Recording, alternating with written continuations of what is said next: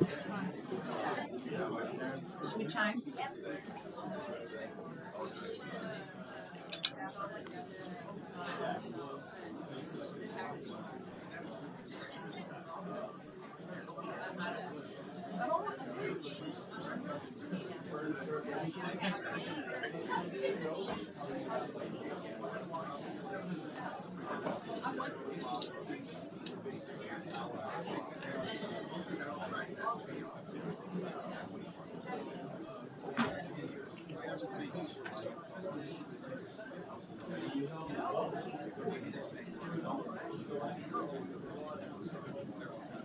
We know it's kind of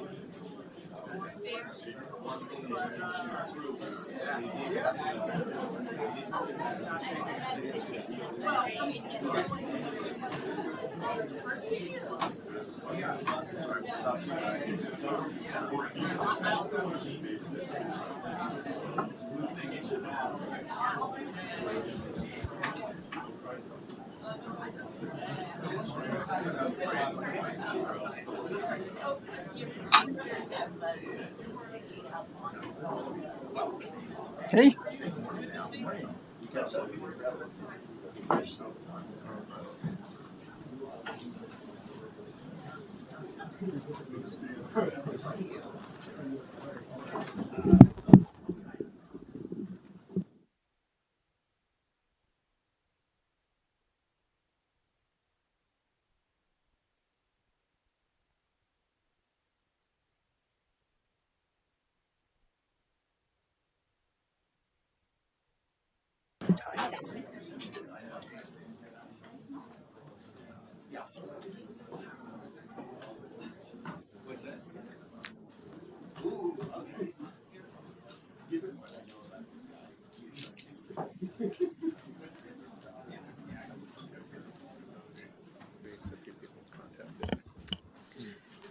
Good morning, everyone. We'll start right away with our first paper, which will be presented by Yuan-Chen Yang, joint work with Ken Rogoff. Good morning. I'm Yuan-Chen Yang from the IMF. Today, I'm presenting our paper, A Tale of Two Countries, the Real Estate Crisis in the 1990s Japan and Contemporary China. This is joint work with Professor Ken Rogoff. In this paper, we take a close look at China's real estate problem. Real estate, alongside upstream and downstream industries, in particular construction, accounts for the lion's share of the Chinese economy. Based on our previous estimates, we show that real estate-related activities, including direct and indirect demand, accounted for over 25% of China's economic activity, rising to one-third if related infrastructure such as pipelines and housing utilities is included. After years, or more precisely, decades of massive housing construction, China's per capita housing space is on par with that of advanced economies, including wealthy European countries, such as Germany and France. This chart, we produced it in 2017. And over the next few years, China continued building at furious speed, now well surpassing France and the UK. And this was mentioned in our JIE paper and in Ken's very popular new book, Our Dollar, Your Problem. Considering that China has a population of 1.4 billion, and that would put China's total housing stock on the order of 60 billion square meters. Even if we take the most conservative estimate of vacancy rates, about 10% nationwide on average, that would mean we have enough living space to accommodate an additional 50 million people. In our subsequent studies, we also showed that China's housing imbalances are primarily concentrated in less developed, poorer Tier 3 cities. We began this line of research back in 2018. We put out our numbers and figures in 2020 before the Evergrande crisis. Our estimates were way out of the consensus views at the time in both the market and academia. Now there is broad convergence toward our views. Such structural imbalances have microeconomic consequences. propagated via different channels such as investment, wealth effects, sentiment, and a range of amplification mechanisms, which are the central focus of this paper. With China now in the 6th year of adjustment, so how long will this last? Is the worst still ahead? We also seek to answer these questions by drawing on Japan's experience. On the one hand, the two East Asian economies share important structural similarities: low population growth, low inflation, and broadly comparable consumption and saving patterns. On the other hand, Japan offers a particularly relevant benchmark, having experienced a well-documented housing boom followed by a prolonged adjustment. If the U.S. is often described as consuming its way out of recessions, then China has historically invested its way out and used investment to manage its economic cycles. This chart will show the investment over GDP ratio across countries. China's ratio hovered around 40% of GDP over the past 2 decades. This is epic not only by historical standards, but also and especially so in an international context. We can see that the ratio is substantially higher than that in other major economies and is second only to Iceland prior to the global financial crisis. But Iceland is an outlier, but it's hard to really label it as a representative major economy. On the household side, housing wealth plays a dominant role in China. When we compare the valuations of different asset classes across China, the US, and Japan, we see a striking difference.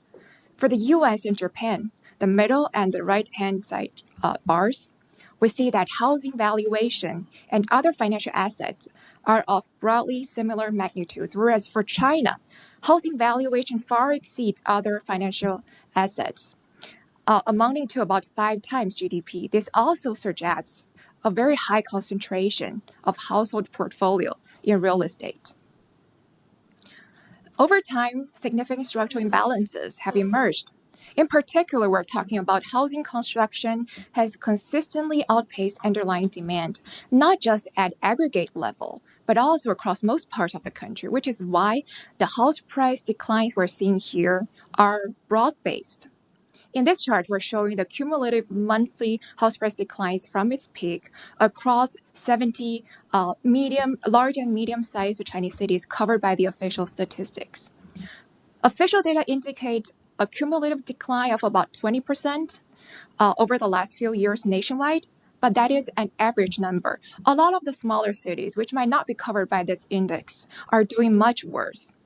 Recall that, according to the Case-Shiller Index, the peak to trough adjustment in house prices in the U.S. during the global financial crisis was about 36%.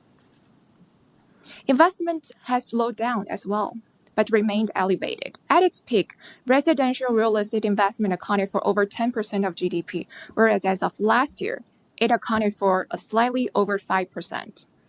We would like to draw your attention to the cluster of tall red bars. These are the large housing stock accumulated during the boom years, and behind them is a legacy of concrete and debt.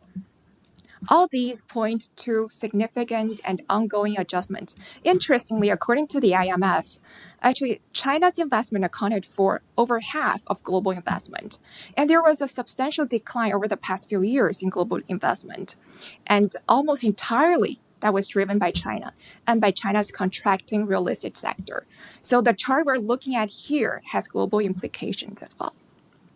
The closest historical parallel is arguably Japan in the 1990s. After the bursting of its housing bubble, Japan experienced a cumulative decline of over 60% in its house prices nationwide. In this chart, we're showing the red line symbolizing national average and all the other lines showing representative regions. We can see substantial regional heterogeneity as well. A much less appreciated feature of Japan's experience is perhaps the scale of its investment boom. Investment first in real estate and later in infrastructure was well above historical trends, both during the build-up into the crisis as well as in the early stages, before eventually contracting. At its trough, residential real estate investment in Japan contracted by roughly 50% relative to its peak. Such large corrections have macroeconomic consequences, and to study them more formally, we assembled detailed databases for China and Japan. And for China, we have a city-level database covering 298 cities, drawing on databases such as population census, statistical yearbooks, industry sources, and commercial databases with extensive cross-validation across different sources. We also use a deep learning-based housing market sentiment indicator. For Japan, we developed a historical database covering 43 prefectures, combining local economic data with comparable social indicators extending back to 1975. And the unit of our analysis is mainly at the annual level. We begin by examining the investment overhang channel. A key challenge is endogeneity, namely, stronger growth may itself drive investment. To account for this, we adopt a shift share instrumental variable framework, where the shift is a national real estate investment growth and the share is a lagged local exposure to real estate investment. We then interact this instrument with cumulative investment to trace how returns change with different levels of stock. A central prediction of the investment overhang theory is that greater cumulative investment leads to slower subsequent growth. This is because housing asset is durable. Any excess supply accumulated during the boom years can only be absorbed very slowly during the downturns, weighing on prices and discouraging new investment. Consistent with this hypothesis, we indeed observe a significant negative correlation between cumulative housing stock and subsequent GDP growth across cities in both China and Japan. Quantitatively, a one standard deviation increase in cumulative real estate investment is associated with a reduction in annual real GDP of about 0.8% in China and 0.3% in Japan. Importantly, overhang also implies persistence, simply because housing is a long-lived asset and any excess supply cannot be unwound easily and quickly.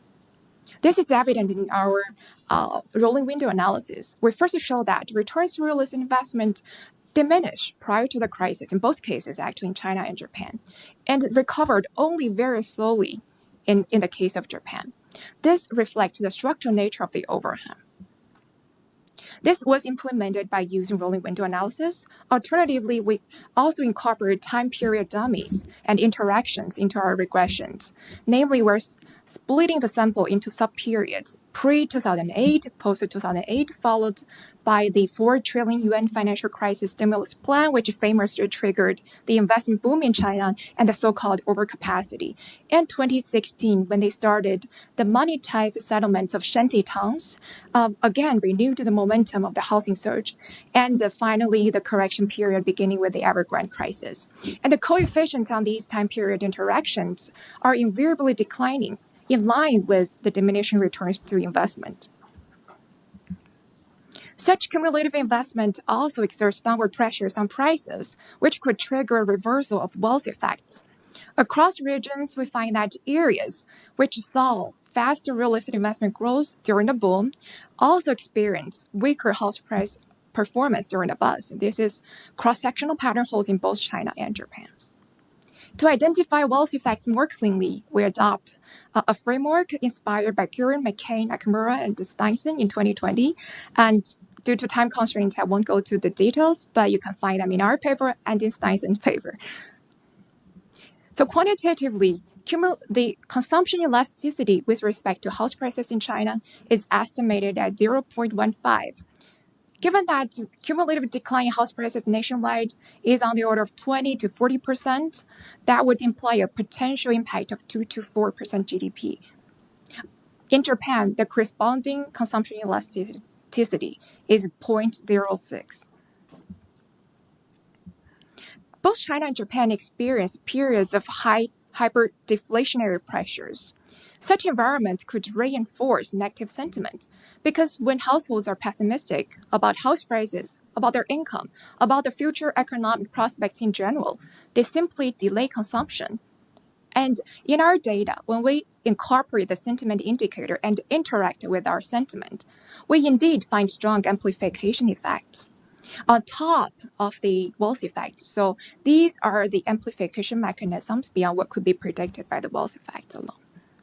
We also did a range of robustness tests, including the standard validation for shift-to-shear design, where we tried alternative shears, alternative shifts. We also tried different measures of sentiment. And we also tried alternative house price instruments, most notably the SAIS topography-based housing supply elasticity. We extended the definition of investment to comprise also commercial real estate, and the results still hold, which means that overbuilding is not just a single sectoral phenomenon, but it's a widespread phenomenon across different sectors. We also look at demographics because presumably lower population growth should be associated with negative sentiment. And indeed, we find a negative correlation, but when we keep the component of the sentiment orthogonal to demographic trend, the results still hold. That suggests that sentiment acts more as an amplification independent channel, not a mere reflection of the underlying fundamentals. So to recap, in this paper, we study both the supply and demand forces in two well-known housing adjustment episodes, emphasizing investment, wealth effect, sentiment, etc.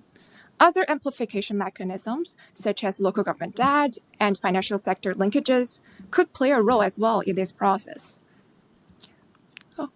China's housing sector has undergone significant adjustments, and drawing on Japan's experience, China is still in the middle of a multi-year adjustment, and the process is likely to be ongoing. It's worth noting that China is still much poorer and less developed than Japan at the onset of its crisis, as shown by the per capita income of both China and Japan relative to the US. This is significant, particularly amid rising external pressures facing China's emerging sectors such as EVs, solar panels, and shipbuilding. China is basically applying the same recipe to all these sectors as well as with housing. So these areas could easily get overbuilt very quickly. We argue that the main channels operated as investment overhang and the gradual adjustment of the overbuilt sector. And these channels interact and reinforce wealth effects and negative sentiment. They all contribute to the persistence of the downturn. Other amplification mechanisms could be at work as well. Ultimately, the future growth will depend on productivity gains and the restoration of real demand. Thank you.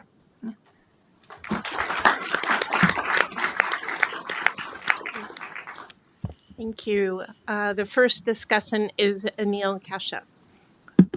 Okay, so thanks for giving me a chance to discuss this paper. It's a very interesting paper.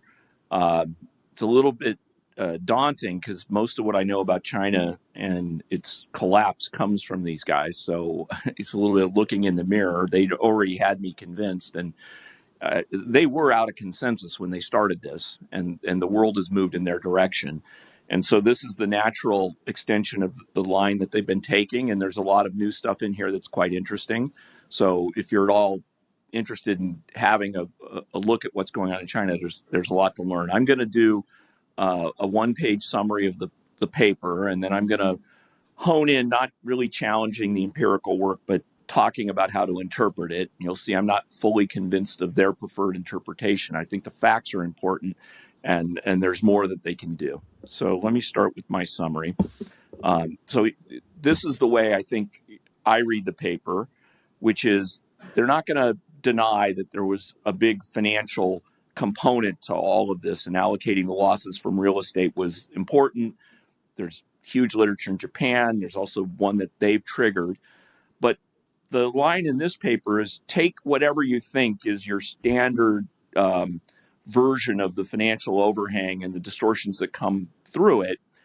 And they want to argue that there's actually an independent, separate effect that's coming on consumption in real estate that you can think of as being distinct from the financial amplification, and that the consumption response is amplified by sentiment, as we just heard.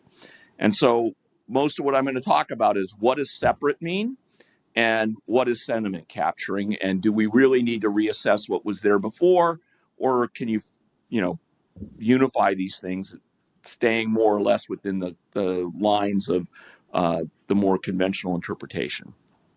Okay, so why is the separate part hard? So I'm going to walk you through a set of thought experiments here. And let's start with the simplest one, which is land prices fall, some people default, the lenders take loan losses, and the loan losses hit the capital of the banks. They then decide to tighten credit terms for everybody, including people that are unimpaired.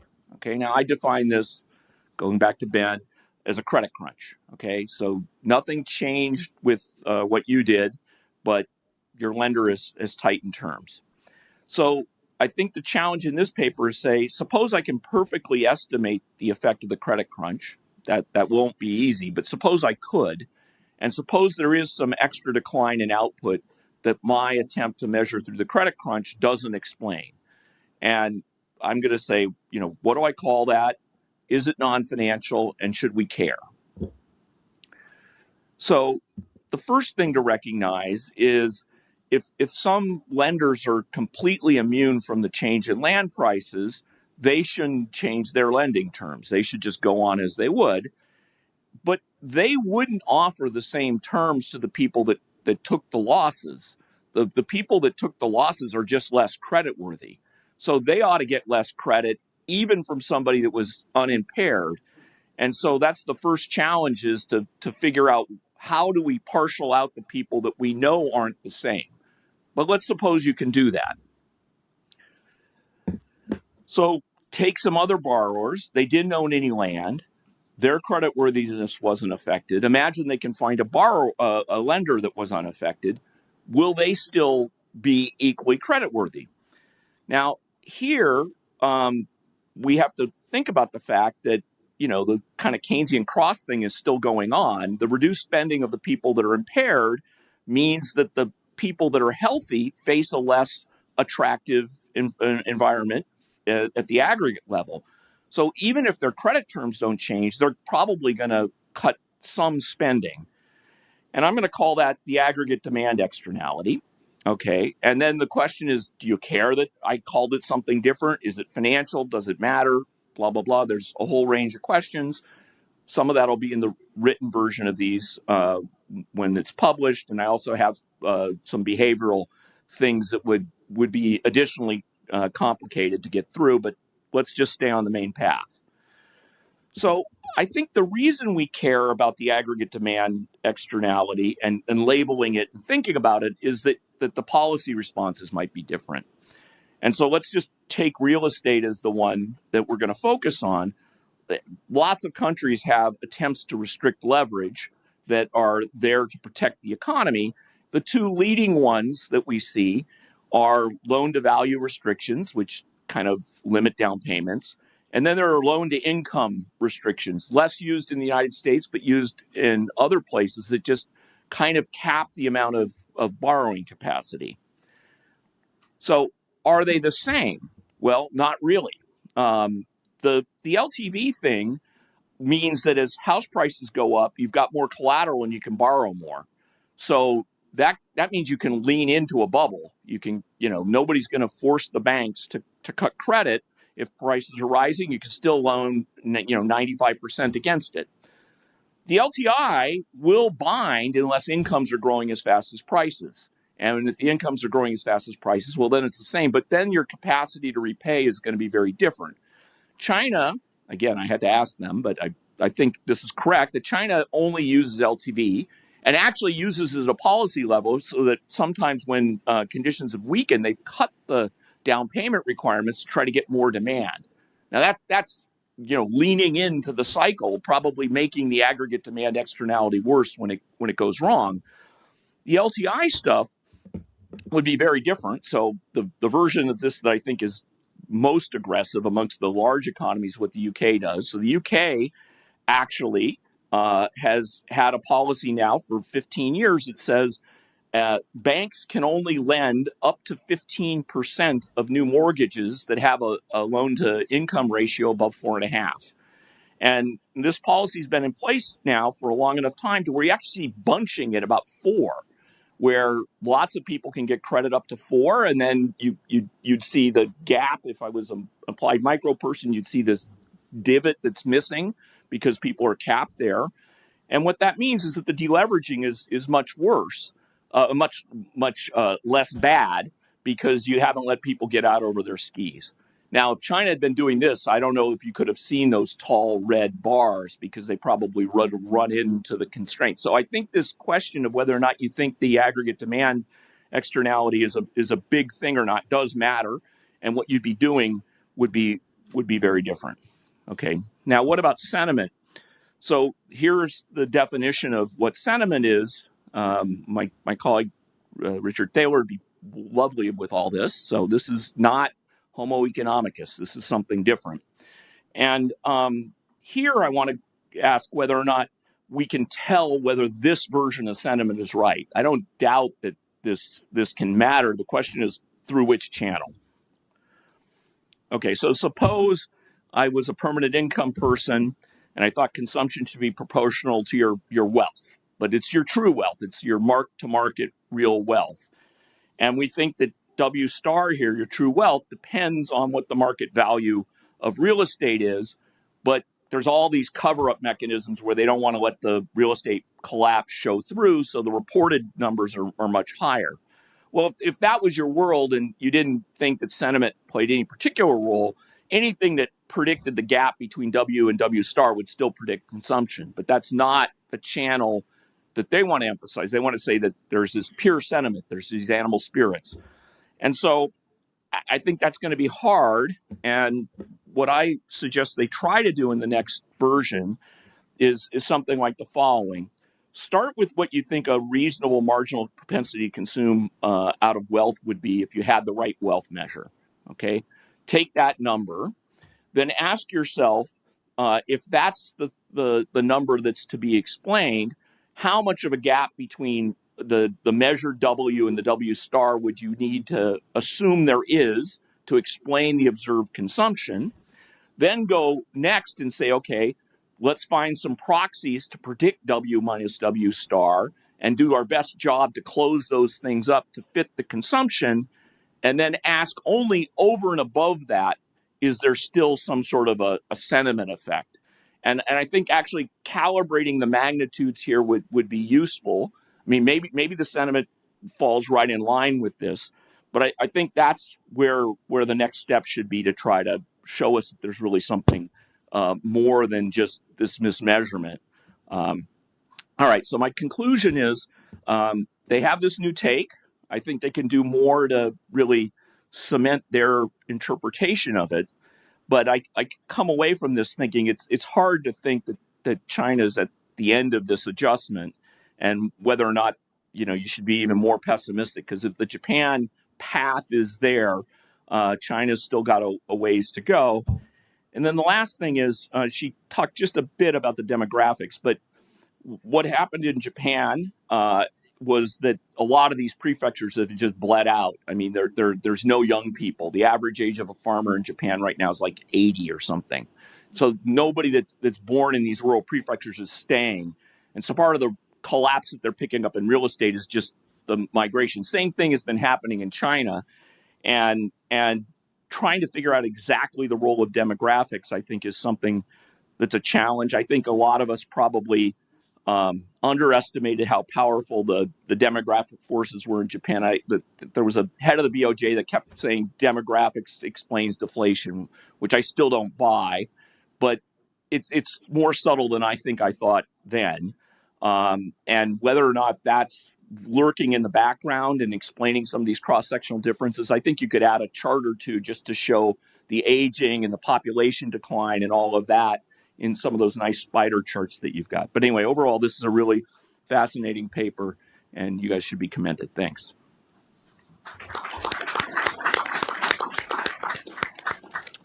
Thanks, Anil. The second discussant is Amira Kermani.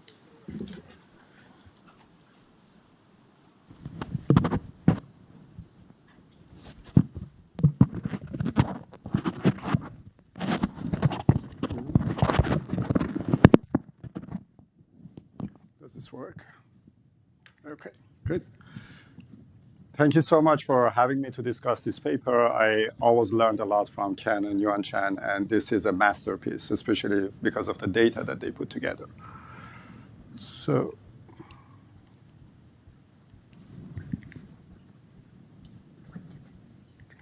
okay, so it should be. Okay, so what this paper is doing, first of all, it puts amazing data together that all of us are going to benefit from that. So basically, they are putting together a panel of about 300 cities, basically, in China for the last 2 decades, and about 50 cities in Japan for the last almost 50 years. And so what's the main advantage of putting this data together? So the experience of China, we are just in the beginning of that, whereas like the experience of Japan, like the collapse of the housing bubble, happened almost 3 decades ago. So there's a lot that we can learn from that experience. And in particular, what they do is that they use this cross-section of what happens in both Japan and China to tell us about these 3 very specific channels. So the importance of the investment channel, the consumption channel, and the amplification of the consumption channel through the sentiment channel. So I was 100% sure that Yuan Chen is going to do an amazing job of basically describing the results. So I will spend only one slide on repeating what she said. And if there is one graph from the paper that I really want everyone in the room to remember about this paper is this one. So basically, if I run a rolling window regression of GDP growth, regional GDP growth on the real estate investment to GDP at the regional level, what you see is that for almost a decade, those regions who had more real estate investment to GDP experienced a higher GDP growth as well. And that's, for example, one standard deviation increase in the real estate investment to GDP is associated with about 2% higher GDP growth in those regions. The problem is that in recent years, actually that thing that was the advantage of those regions turned into like a disadvantage. And if anything, that coefficient nowadays is negative. And the experience of Japan for us, it shows that actually that negative coefficient can go for almost a decade. So for example, those regions that experience higher growth during the boom years of Japan, they experienced lower growth for the next decade that came after that. And so that's basically the warning sign that they want all of us to remember. So now,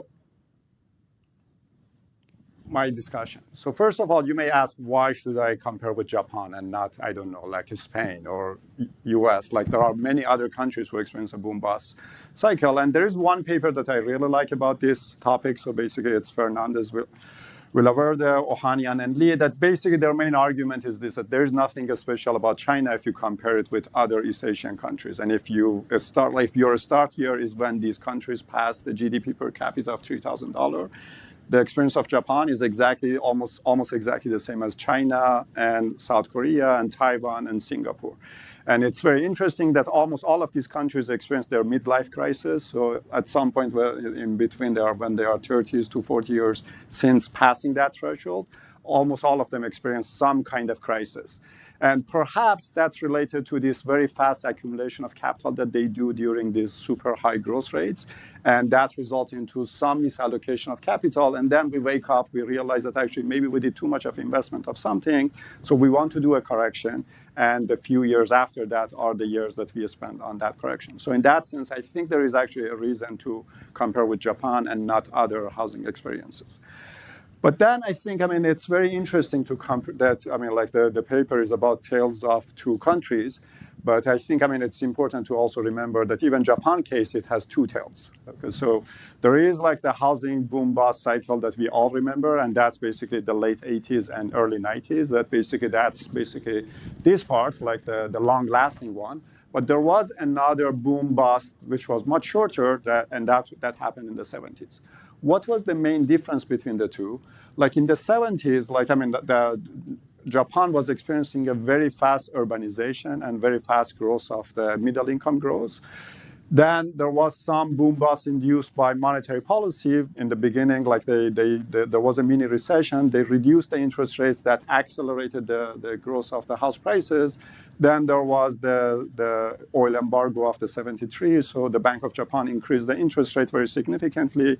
That ended the first boom. But the main point is that boom bust followed by another boom. What was different is that the second boom bust happened after Japan entered the Plaza Accord.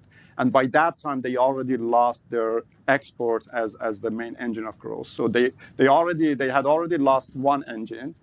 After the housing bubble burst, they lost the other engine, and perhaps like if an airplane doesn't have, they lose both of their engines, they have to land at some point. So now, in what I want to discuss is that which of these two tales of Japan is more relevant to the case of China nowadays. So before doing that, let me just emphasize that the amount of collapse that we are observing in the real estate investment is huge. So, like the graph on the top, like Yuan Chen already showed you, that the real estate investment as a fraction of GDP already declined from 10% to less than 5%. But that's not the whole story. If we look at the new home constructions, which is the new projects, actually that thing, it declined by more than 80%. The reason that we see less decline in the total investment is that because there are a lot of ongoing projects that they have to finish those. Whereas if we look at the new projects, actually the decline is much more than that. And just to have a sense of how large was this housing boom, they were building about 30 million houses every year. In the US, in a good year, we are building 1.5 million houses every year. So that was a huge housing boom. So, but then, let me start the discussion with this. What triggered the beginning of the housing decline? And it looks like, at least in the beginning, the Chinese government, they were also not super happy with this fast growth of the house prices. And in particular, toward the end of 2016, Xi Jinping is saying that houses are for living, not for speculation. And so therefore, they were trying to do something to cool down the housing market. And in the beginning, I think that has been the experience of almost every country that experienced a housing boom. They thought it's easy to cool it down. You start doing something, and then things get out of control. So in the beginning, they put restrictions on who can buy a home in Beijing and Shanghai, like these hukou. Then they put restrictions on the down payments and the interest rates if this is your second home. So if you are buying a second home, you have to pay a higher interest rate. Even if that wasn't enough, then they put some restrictions that if you buy a home in a pre-sale, you cannot sell it for the next 3 to 5 years. If that wasn't enough, they said that even the price for a pre-sale, there should be a cap on it. If that wasn't enough, they said that actually the supply of land in regions that experience a very fast house price growth should increase, which that last part, I think actually it's resulted into even more overbuilding and made the correction even worse. Then in 2020, they have this 3 red line policy that is saying that all of these construction companies, they have to satisfy these three conditions, which was very much about they cannot take too much leverage. And that resulted into the bankruptcy of Evergrande. And that plus COVID resulted into loss of confidence in the entire housing market in China. Since then, they were trying hard to undo almost all the things that they did before 2020. It hasn't worked that much. So let me skip this, but this is just, for you. You have this slide online. This is just a number of measures that nowadays they are doing to undo this housing downturn. Like, for example, relaxing the restrictions on hukou, relaxing the restrictions on the down payment for a second home. So far, not that much success. Okay, so now let me zoom into experience of different cities. And the main idea that I want to say is that actually if we zoom in, and this is very much building on the previous work of Ken and Yuan Chen, the story is actually very different. And the main story of the housing downturn is very much concentrated on these tier 3 cities. So in particular here, I'm showing the house price growth from the beginning of 2015 until the peak, versus the house price decline from the peak until today. And the main thing that you observe is that these tier 1 cities are the ones that experience the highest growth in the house prices, but are not the ones who are experiencing the highest decline in the house prices. And another fact that I'm not showing it here is that actually the tier 1 cities, the housing downturn started much later, 2022 afterward, whereas the housing downturn, especially in some of these tier 3 cities, it started in 2018, 2019. So now if I look at the long-term growth in the house prices, so if I take a long-term view of change in the house prices from 2015 all the way to 2025, so that's the beginning of 15 until the end of 25, The pattern that we observe is this, that actually there are some regions that is still like the overall like house price growth that they experienced in the last 10 years is about 100% or 50%. And it's like this negative total house price growth is very much concentrated in these tier 3 cities. What that means is that, and by the way, tier 3 cities are the majority of the population, just to be clear. It's not that it's tiny. It's just, I mean, I want to say that the story of these different cities is actually a very different story. So we have some cities that on net, actually the whoever invested in those houses experienced a very good return on their investment. And then there are some latecomers that basically they have been a very bad investment, if you want to think about it. I think the main problem that China is facing is exactly not only like the decline in the total house prices, because some of that decline is just the reversal of the increase in the house prices that they experienced before that. The main issue is the huge variation that you observe here. That like if I look at the long-term house price growth, there are regions that experience minus 50%, and there are regions that experience 100%. And so that's the huge, whereas in the experience of US, it was much less basically, distributed. Next thing, I think, it's very important to remember that in China, housing is not only housing. And in particular, it's the most important source of financing of the local government. So another dimension, so like the Ken and Yuan Chen paper was very much about this dimension, the share of residential investment as a fraction of GDP. There is this other dimension that I think it's equally important, or maybe even more important, which is the share of land sales as a fraction of the local government revenue. And the main thing that you observe here is that there are a lot of provinces for which the share of land sale is actually, it accounts for more than 50% of their revenue. And once they lose their money, they lose basically, this is the most extreme case of financial constraint. They have to cancel all of those investment projects. Everything is going to be much worse.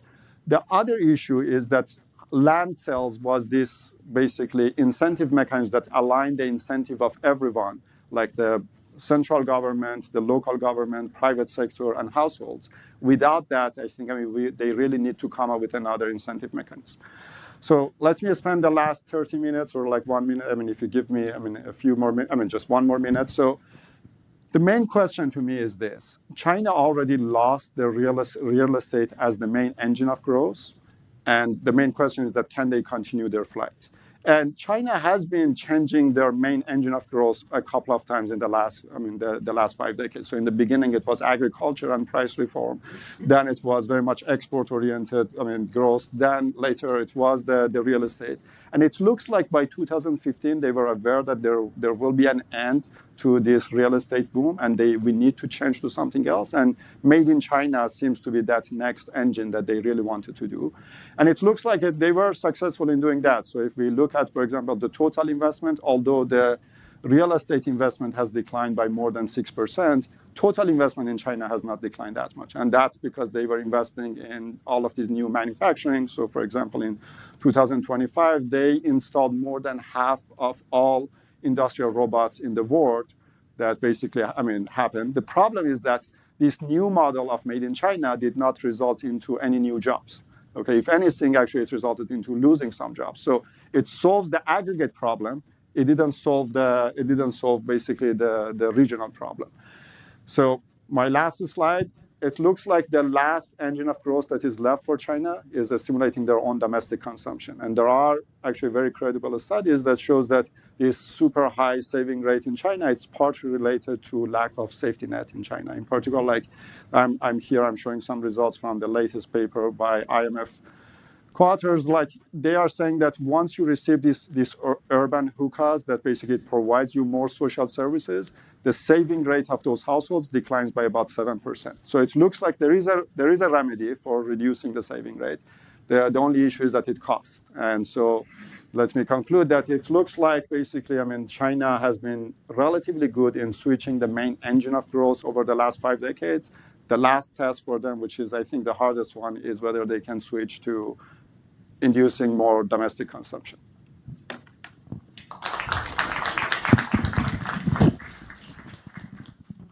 Okay, thank you, Amir. We'll open it up for questions now. Let me start with Carolyn Hawksby.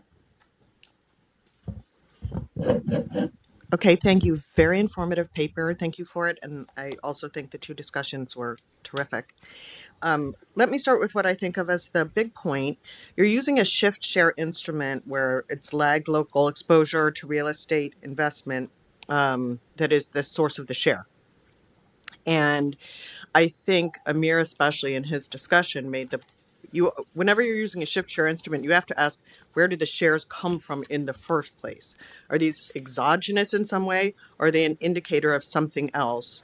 And I would suspect, I guess, especially given the tier 3 evidence or tier 3 city evidence that Amir showed, that what you were looking at was some cities that were not just perhaps over-investing in real estate and property, but also had worse prospects economically going forward, that there was a general over over overly optimistic idea of how much economic growth was going to happen in those places. And whenever that happens, you have to worry about then, is it really the overhang from the real estate investment, or was it the bad prospects or the less good prospects than people thought were there? So um, I don't know what to suggest about that, but there are a lot of robustness tests that people typically do to try to rule those sorts of things out. Then the second comment that I wanted to make is trying to identify sentiment as a separate channel, I think is a really nice goal. I think Anil sort of pointed out that we can think of this as a mismeasurement problem, that the sentiment is a mismeasurement problem, and that therefore trying to get better measures of the difference between what Anil called W and W star would be really helpful there. I think the other way to try to identify sentiment as a separate channel is to try to find some exogenous variation in sentiment among cities that actually experience similar types of real estate overhang, and that might be another way to go about it. Okay. Joe Jericho. All right, thanks for the great paper. My comments really aren't questions; they're more suggestions for future work. Because, as the discussants noted, you two are on a roll. You were early to be negative on the market, and who knew that 3 red lines would come along so quickly to prove you right. As you think about future work, I want to pick up on a comment Amir made on the local government financing vehicles. I think for future work, there's something to be done independently there that probably will allow you to compare what you're doing here with a policy, with a financial mechanism, because those folks, what they have is the asset is the collateral. They have the future value of properties. And that's what those things use when they raise money to go fund infrastructure or whatever. There are going to be differences across markets that could be useful, I think, in trying to figure out just how big is that.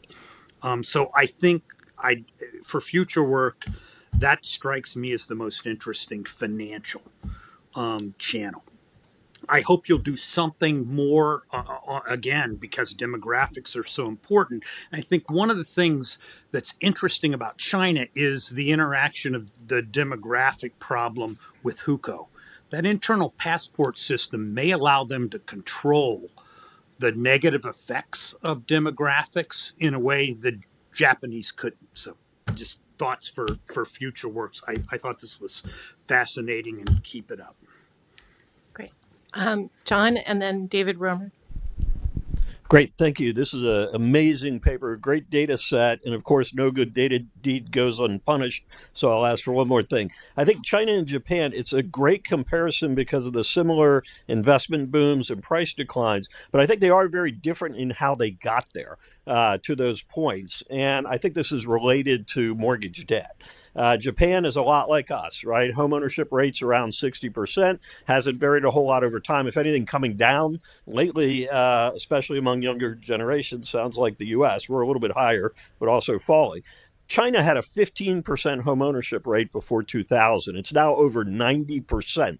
So, I mean, it's a wildly different story. And a lot of that was about the government selling at very low cost properties to their citizens over this period, and then that sort of having this reinforcing effect of wealth leading to more construction, leading to more wealth, et cetera, and then eventually getting into a problem, I think, where the housing was overvalued, leading to the house declines. So I think if you really want to separate what's happening into sentiment versus sort of some true wealth effect, and this does get back to Neil's point as well about W and W star, I think you really need to think about the role of mortgage debt in that as well.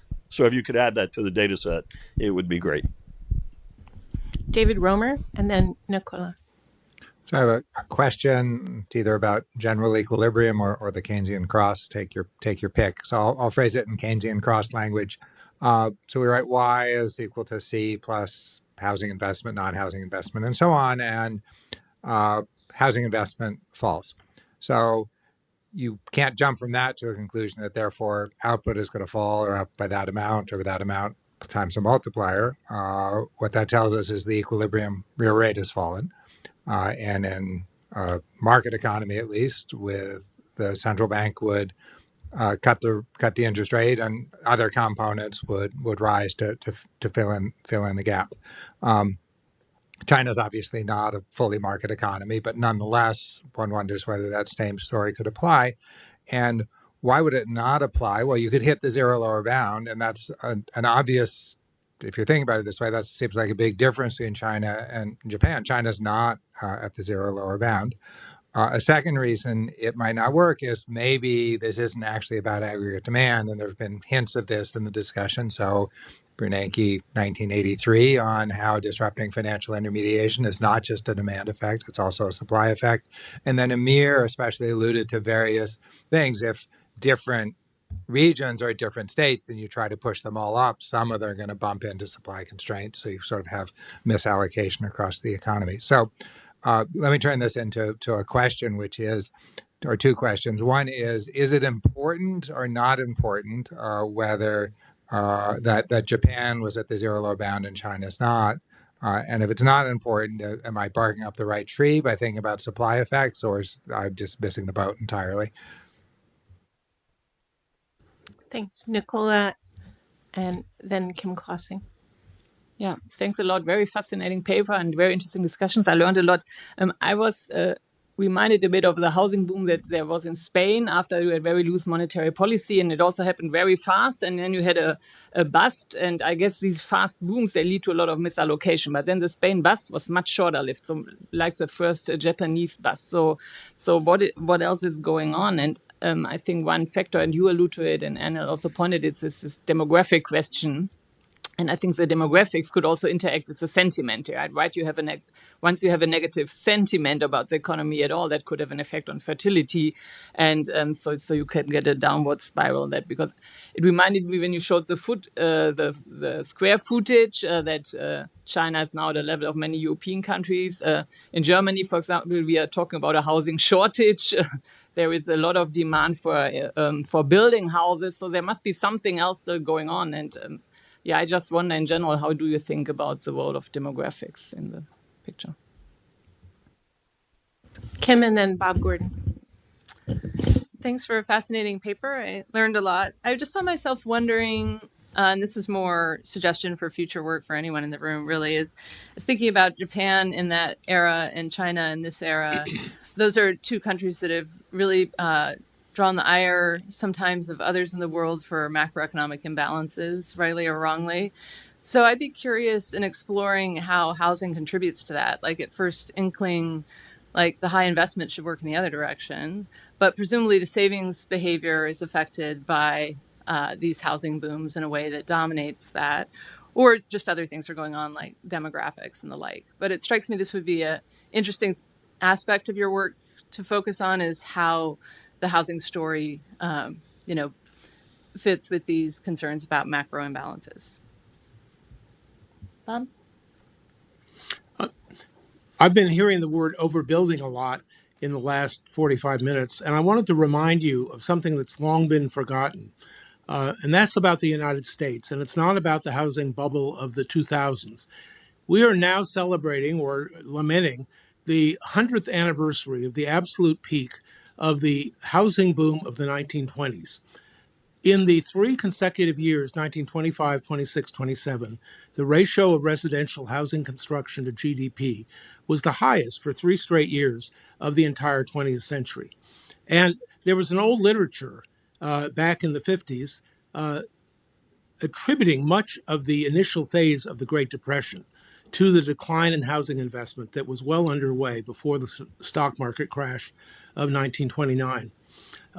That was all eclipsed once Friedman and Schwartz were on the scene, and once the debate started about money and whether it was endogenous or not. That took away the attention to overbuilding. But I think it would be interesting to look back and revisit that and see if it has any similarities.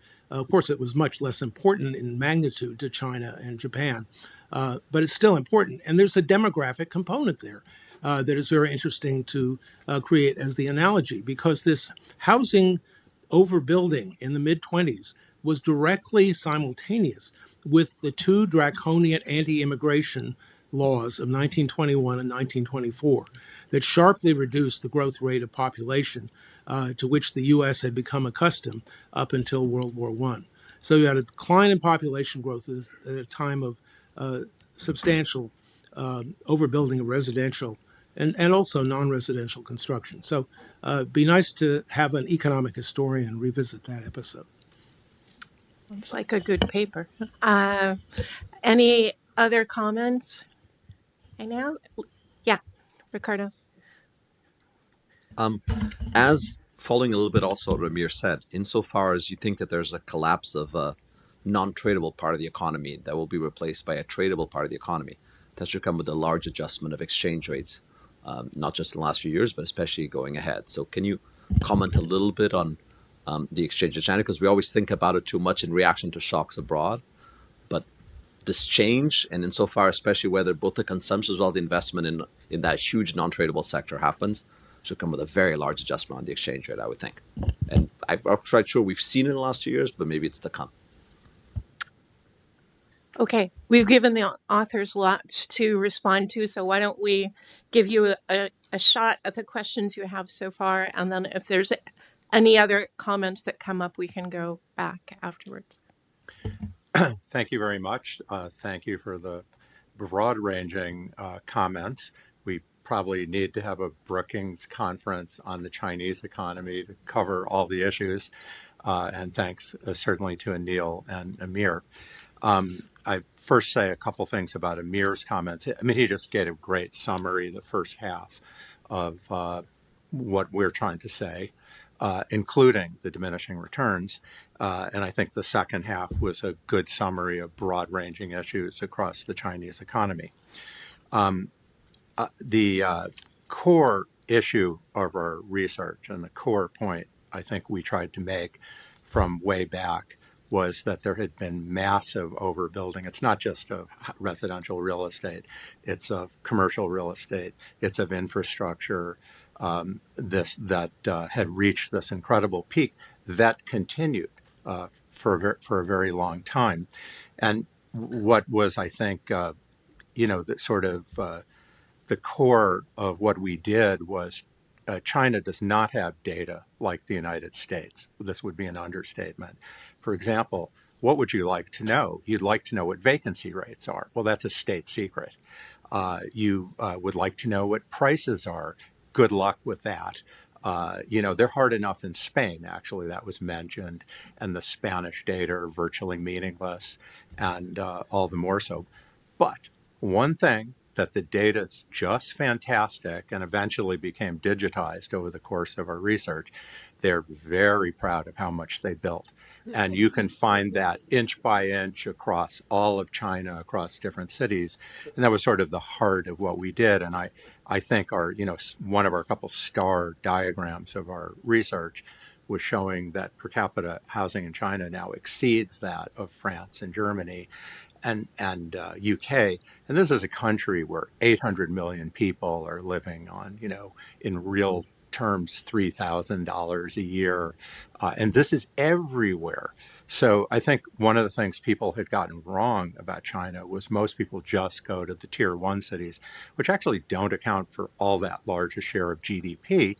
Everything's great there in the, Shanghai, Shenzhen, Guangzhou, Beijing. But actually this construction, which is actually built by national standards, including the roads, led to all these zombie cities across China where the jobs never came. The young people don't want to live there. And so there's certainly all, Carolyn's comments, all these things are interconnected. This is not, it's moving towards market economy, but I think the overbuilding's much more analogous to the Soviet Union of what happened, where these are not being built because there were demanding economic reasons to build in these places. They were from government incentives and very soft budget constraints everywhere, and so it was very clear to us that there had been overbuilding. And as far as that it's concentrated in the tier 3 cities, our Journal of International Economics paper, which we know but none of you do, is called A Tale of Tier 3 Cities, making this point that it's very much concentrated there. But let's remember, the U.S. real estate crisis wasn't everywhere. It was really concentrated in a few states. The zombie local governments, Jan gave us a great phrase, but Yuan Chen works at the IMF, and so we couldn't quite bring it into the paper. But there's obviously a real analogy there, on the financing side, where there really isn't a banking crisis on the same level we think about in Western countries. This is not the land of consumer credit. Amir gave a good figure showing a lot of people still are way in the black on their housing. And this is a country where I think it's about 40, maybe it's 45% of GDP at most is consumption, and a lot of it, and savings is 40% of GDP. This is not a consumer credit economy where that would be a big channel. And so, certainly the wealth fall is very important. Certainly Japan is different, and we can come back to that, although we show that the parallels are more than you might think. We certainly don't deny the others. So overbuilding, number one point, it's overbuilding everything. Pipes, we have a page limit, and so we couldn't cover all our greatest hits, which no one ever heard of. So we focused on these newer issues. And I'd say particularly this about the sentiment channel. I think Anil's point's very well taken. And that's fine with us. I mean, I think a lot of what's going on in China in the crash in consumption is this was all of savings. Why? Because you're not allowed to save in anything else. You can't invest abroad. The equity market, it has, very dubious regulations, so nobody wants to hold it there. And when the prices collapse, people's savings collapse, and that's a lot of what's going on. There were many other comments. I just can't cover them all. Did you want to say anything you want, John? Again, I would like to start with a big thank you, and a lot of tests proposed here are very nice to have.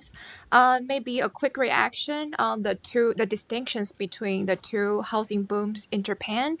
We actually have thought about them, and maybe a little bit more context would be helpful here, because the correction occurred following for the 1970s boom was following the 1973 oil shock, but it was very short-lived, and growth quickly resumed after that. So our assessment was that the 1970s episode was largely cyclical rather than structural.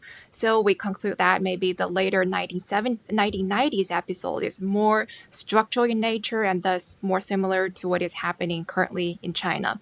And also, like, about switching engines, China's engine has always been investment. So it just applying the same recipe to different sectors, whether it be housing or now the emerging sectors. So consumption has always lagged behind other major economies. I forgot to second something Wan Chen said very quickly in her excellent remarks, which is we would guess we're just going to see the same thing much more quickly in these other sectors. Oh, it's electric vehicles. Oh, we're going to build solar panels. And they're already overbuilt. These are much smaller areas, but just seconding what you mentioned. Okay, we have two more tags up. So I'll go to Steve Davis and then Joe. Yeah, I just invite some more comment on a recurring theme in this discussion, which is it's not just about the real estate boom and bust and housing, but as you just reiterated, the tendency to pursue investment in infrastructure, housing, manufacturing capacity, emerging sectors. That seems a little distinctive to the Chinese experience relative to the Japanese and Spanish experiences we heard earlier. And I'd welcome some insight into what the political economy of that tendency towards investment is, or the ideology that underpins that, because it does seem a recurring theme in the way that China approaches macroeconomic management. Thanks. Joe? Oh, thank you. This is just in response to comments from David, Kim, and Ricardo. Just asked about what's the other macro adjustment going on. Well, the exchange rate, Ricardo, of course, prices in China had always been much lower than elsewhere, but in COVID, U.S. and European manufacturing producer prices rose. A year later, as China came out of zero COVID, their prices fell. That opened up another 30% gap on top of the gap that was already there. And there's reason to think that's understated because of the proliferation of new products in China that don't get into these measures immediately. So they're understating the true decline in China's competitiveness. And the last time China had, but even the measured real exchange rates have never had as big a depreciation below trend since the early 2000s. And last time that happened, the current account surplus went from 2% to 10%. It's now in the process of going from 2% to, I think, 6 or 8%. We're just beginning. And the IMF completely has missed this, but maybe they'll wake up this spring. Okay. Gerald Cohen. Okay.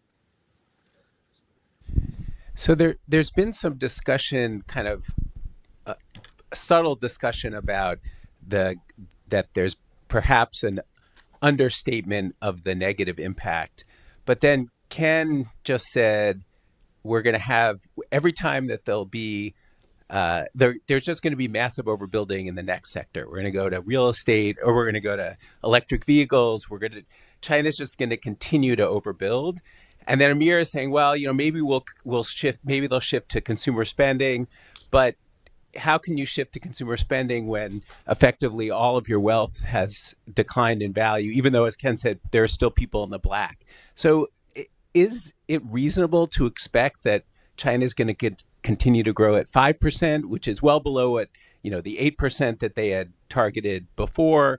But it sounds like the magnitude of the decline of the slowdown should be much greater based on this discussion, based on this paper and discussion.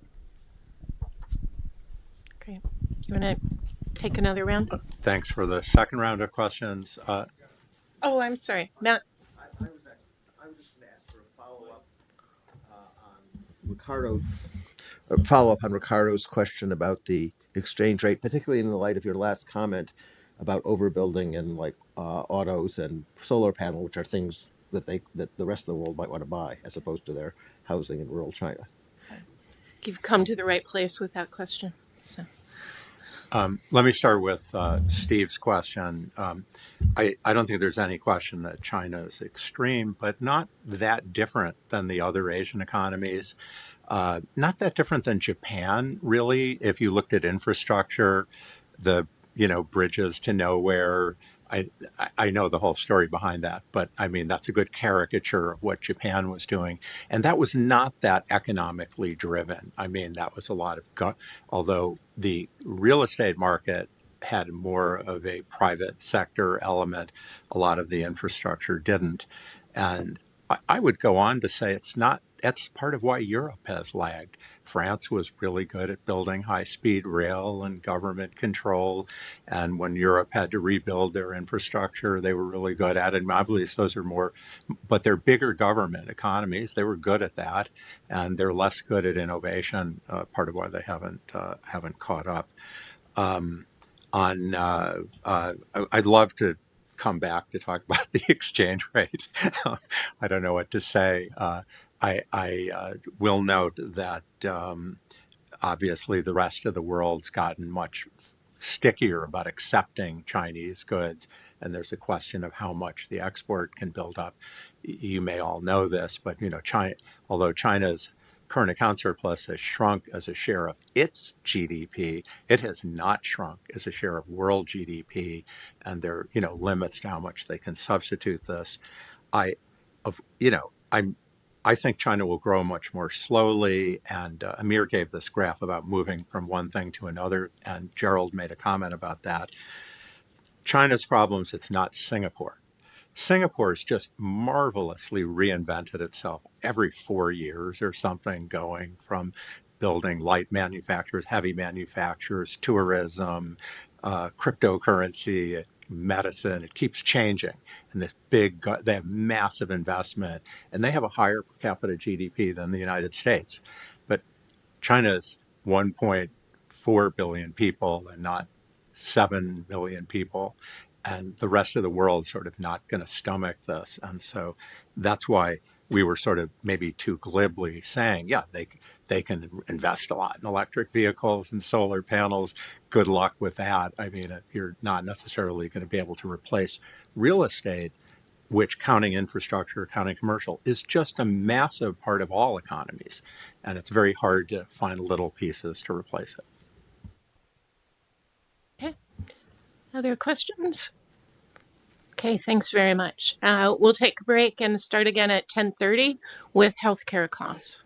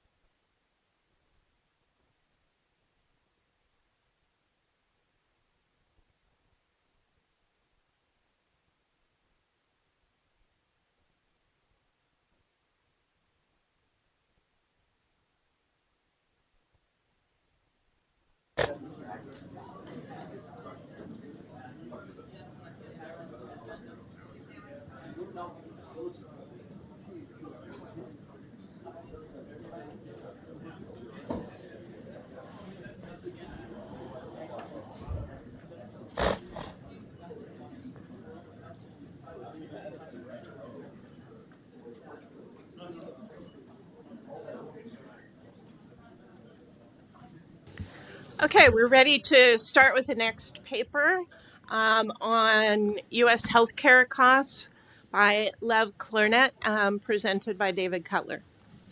Thank you to the authors for inviting me. My colleague Lev Clarnet, who's a PhD student at Harvard, is here with me. And you're probably used to hearing papers about healthcare costs increasing and the consequences of that. And so we thought we would flip the script today, which is to talk to you about at least not absolute decreases, but relative decreases in healthcare costs. The basis for this paper is this chart here, which is showing you the increase in medical care spending as a share of GDP over time. And so there's a very long period where there was essentially continuous increases. And then sometime around the year 2010, we date it roughly 2010, but there's a range for it, healthcare costs did not increase as rapidly as they had been. The red line is showing you the forecasts that are made by the CMS actuaries. Think about them as kind of a time series forecast based on regression sort of analysis and so on. And relative to that, in the year 2024, the US is spending about $1 trillion less on healthcare, or about 15% less as a share, 15% of what was forecast. So the goal of this paper is to try and understand, like, where does that 15% come from? What are the what are the consequences of that? How do we think about that sort of stuff? Just to give you a sense of a little bit more on the facts here, this healthcare spending has slowed everywhere, but it's slowed relatively more in the US than in other rich countries. So it's not just a kind of worldwide phenomenon. There's something specific about the US here. And if you were to sort of make a list of your favorite theories about health costs increasing, most of them would say that it would increase above the rate of economic growth. In fact, if anything, that would be increasing over time as people get richer and the marginal utility of healthcare consumption relative to other goods rises over time. So that's the question that we want to address. Just to sort of narrow what we're going to talk about a little bit, on the left, what you're seeing is spending by payer. So you might say, well, okay, governments have been in trouble, so maybe governments will spend less on healthcare. And sure enough, they have spent less on healthcare. But so actually has commercial insurance gone down over time. So relatively. So what that means is that the medical services market, that is what it is that we are buying, is more important than what any particular payer is doing here. Not that there isn't variation across them, but just that the service market is going to be particularly important. We've done a bunch of recategorization of various service things, and the two big things that you want to think about, one is a bucket that we call acute care, which is things like hospital care and physician services and the acute part of nursing facility care, and then also prescription drugs, which are actually quite below trend by sort of percentage. It's the biggest component below trend of any part of medical spending. What's being left out here are things like long-term supports for people who are chronically frail and not able to take care of themselves, and a variety of other smaller things. Okay, so the question here is, has the U.S. bent the healthcare cost curve? And if so, how has it done so? So there are several ways to look at this. You could look at it in terms of medical care and changes. In this audience, I'm not going to do that so much. I'm going to try and talk about the underlying economics.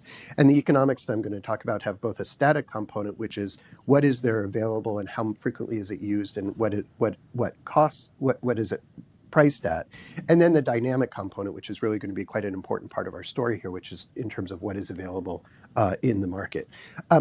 We're going to, in a minute, I'm going to talk to you a little bit about the conceptual part of the paper, which I don't want to focus on that much, except I do want to point out where the literature has been quite weak on things. We're going to give only modest attention to, is it worth it to have reduced spending growth, and can it be sustained? But I'll come back to that at the very end, but that's not going to be a huge part of what we do. So let me just talk very briefly then about the conceptual framework that we're using here. So in the static decision is kind of given what's out there, what's used, and how is it priced. Okay, and so we want to think about that in a standard framework here. There's a physician who's, say, deciding on what services to use for a patient, and there's some benefits to the patient. There's some patient benefits, and then that's weighed against the various costs of doing the things. And there are actually three costs here that I want to highlight because all are actually quite important in healthcare. One is the out-of-pocket costs, and those have been rising over time, and so that's going to discourage utilization. That's going to reduce utilization. Second is there's the reimbursement to the physician. So this is not just what the patient is going to pay, but how much the physician is going to get. That's actually been changing too. And the most important component of that change is away from a model where when one gets paid for what you do, typically at a rate above cost, to one gets paid on some more aggregate or bundled basis, in which case a lot of the cost inputs are then a reduction in revenue or reduction in profits, not an increment to profits. And then the third one is insurers constraining what is done either directly by saying no or by requiring prior authorization for things to make sure they fit into certain types of buckets. And so you can think about that as kind of raising the shadow price of what can be done. So there are three things that have affected demand here. And we want to think about them as both reducing demand and also in some cases making demand more elastic. And that change in demand is going to be a part of what we look at here. The other big component of what we're going to look at is the dynamics, which is what is available. And here what we want you to think about is a sort of technology life cycle, but given over a condition, not over a particular technology. So the right way that we want to think about this is you have a condition, for example, someone with a severely arthritic hip or knee. And the question is, what do you do? And if you go back far enough in the chart I showed you, there was essentially nothing that could be done. So medical spending is either zero or it's positive, but on supportive care, not on curative care or therapeutic care. And then you often have breakthroughs of various times. So we've given you sort of a first breakthrough here. And that a lot of the time period that we're looking at is that sort of thing, going from no treatment to treatment, which is very expensive. But the technology life cycle typically doesn't stop there. So you then wind up with subsequent innovations. And typically those innovations are going to be designed to reduce the consequences of the treatment, or sometimes they will be. So for example, treatment of an arthritic hip that involves replacing the hip will then impair the patient for some period of time. So the smaller the incisions and the easier it is to do, the less impairment there is to the patient, the more you can do it on and so on. So you wind up with a series of successive innovations. If you think about it, ultimately what you wind up with is a cure that is something that is really easy to do, has no side effects, cures the patient. And if long run supply is elastic or marginal costs get driven down, it's going to be driven down very cheap. And so that's what you want to have in mind here is a conditioned life cycle and what that will then mean to spending over time. At some point, certainly spending growth slows down, but at some point it can actually decline because the costs associated with providing better care get cheaper. So what I want to do, so that's sort of conceptually what I want to do is talk through some of the empirical evidence. There's an enormous amount of detail on things. And if you are interested in being an amateur health economist, you can or professional health economist, you can kind of read through all of that. I'm going to skip through a lot of that. And I'm first going to talk about the components of technological change, because the example that I gave you is actually very big in quantitative terms. So there are two sorts of specifics I'm going to show you. The first is making stuff easier so that you don't have to do it in expensive settings. So the first rule of healthcare is that anything in an institution is super expensive, anything outside of an institution is not. So what do you do when you're doing surgery? So big surgery, you used to do it in an expensive institution like a hospital, and the person would stay there for a period of time. And now you do it on an outpatient basis. And so that's sort of well known that you do a lot of it. And I'm showing you here where total hip and knee replacements are being done. And basically they used to all be done on an inpatient stay with several days in the hospital, costing tens of thousands of dollars. And now they're done on an outpatient basis. And the cost is probably about 40% below that.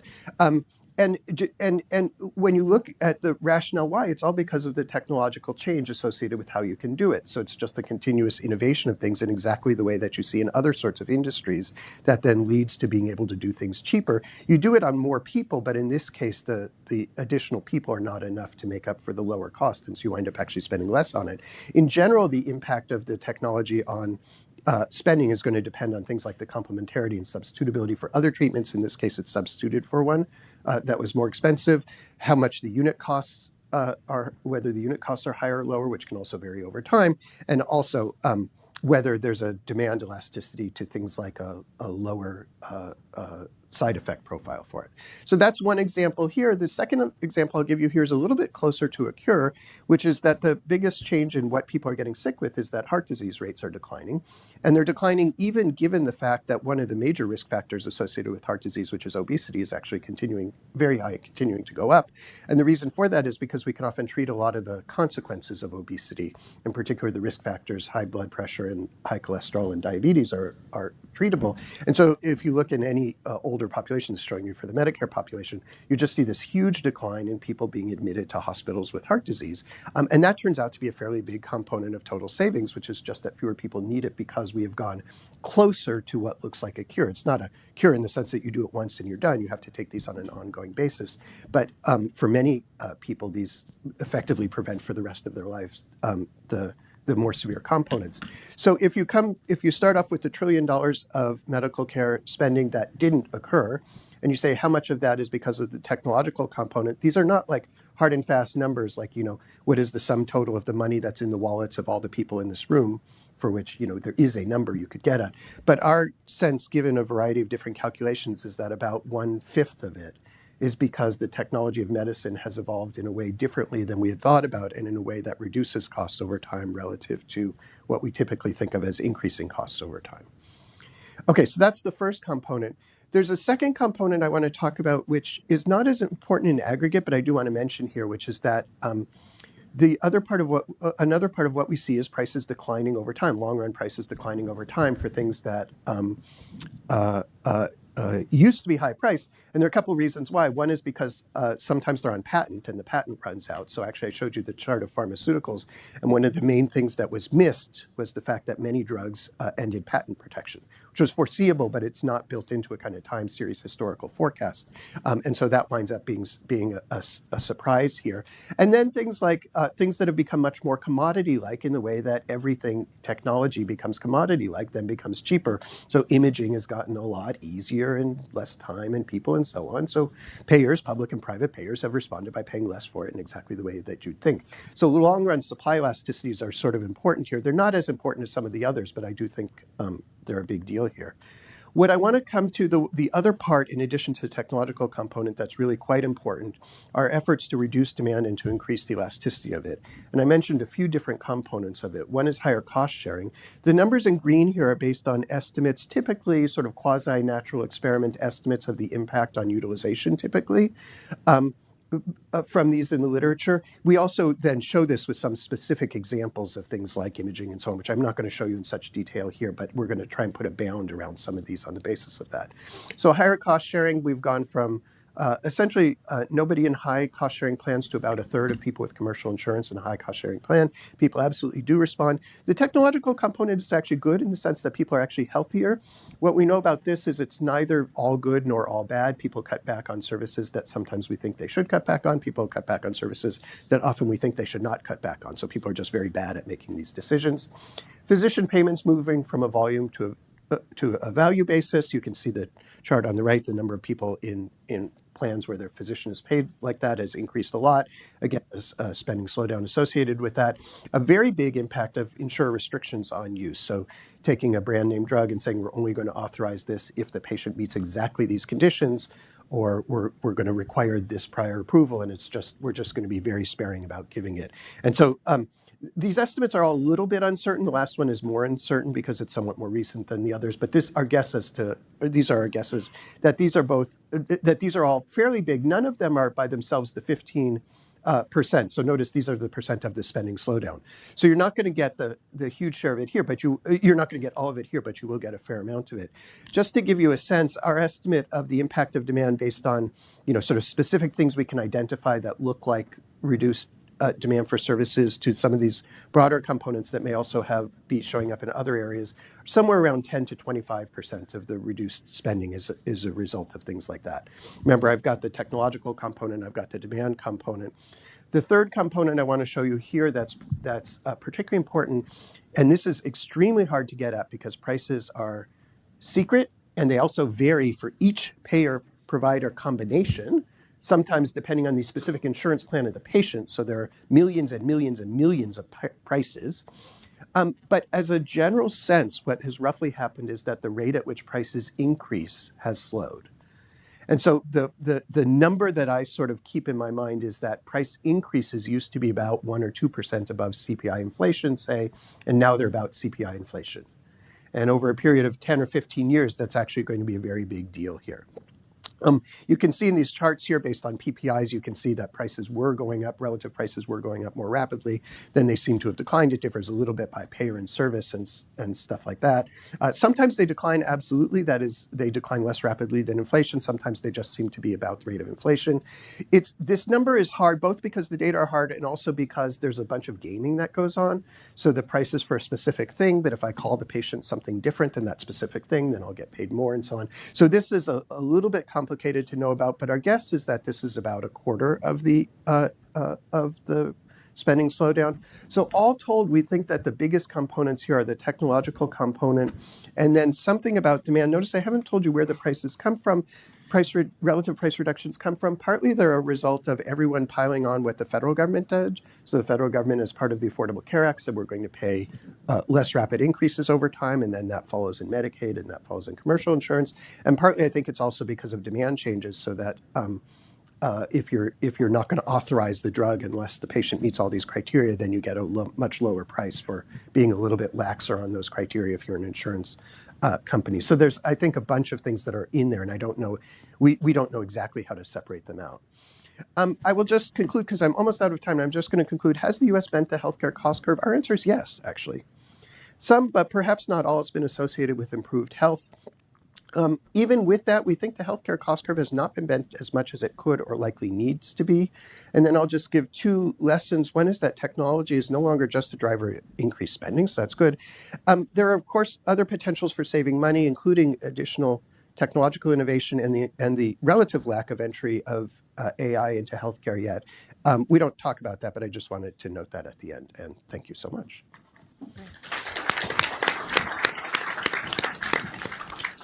Great.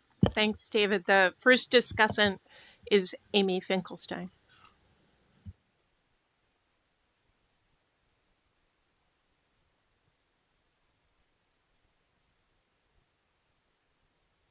For an excellent paper, and I will do that. But I first actually wanted to thank the organizers for an extraordinarily excellent idea for a paper, in the sense that I had not myself even appreciated until I started reading their excellent paper that we didn't even know what I thought we knew, which is that healthcare spending growth had slowed in the following sense. So the state of my knowledge, and I think most like semi-conscious health economists, like before I read their paper, was that there'd been this dramatic slowdown in Medicare spending. And so this is from a wonderful Upshot article from this a couple of years ago that, did a great job of explaining that why all the things I work on with my public finance hat on, like social insurance programs, the slowdown in spending is 27 times, what we spend in food stamps in a year. This is really important.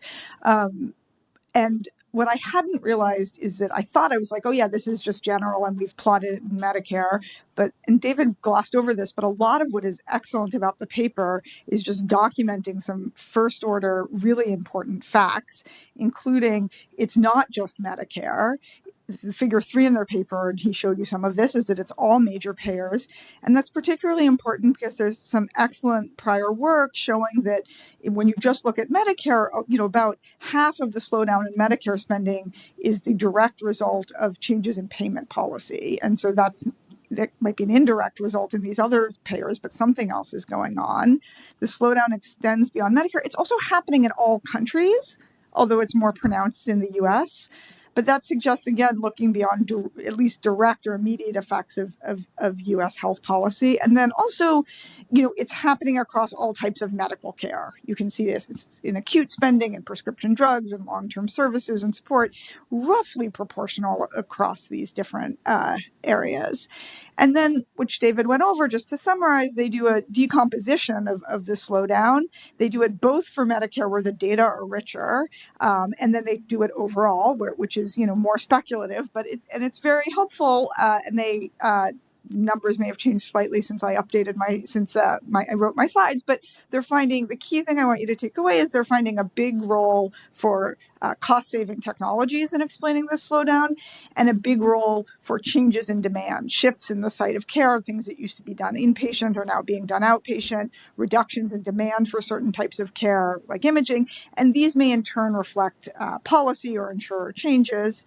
And then there are a bunch of other factors as well. So really, this is just like these facts, I think, should be and will be incredibly influential as a jumping off point for a lot of work. So that's my first comment. The other things I wanted to talk about in my remaining time is, first of all, there had been a lot of narrative around the Affordable Care Act and bending the cost curve. So I want to ask, did the cost curve bend in the way we were expecting it to bend?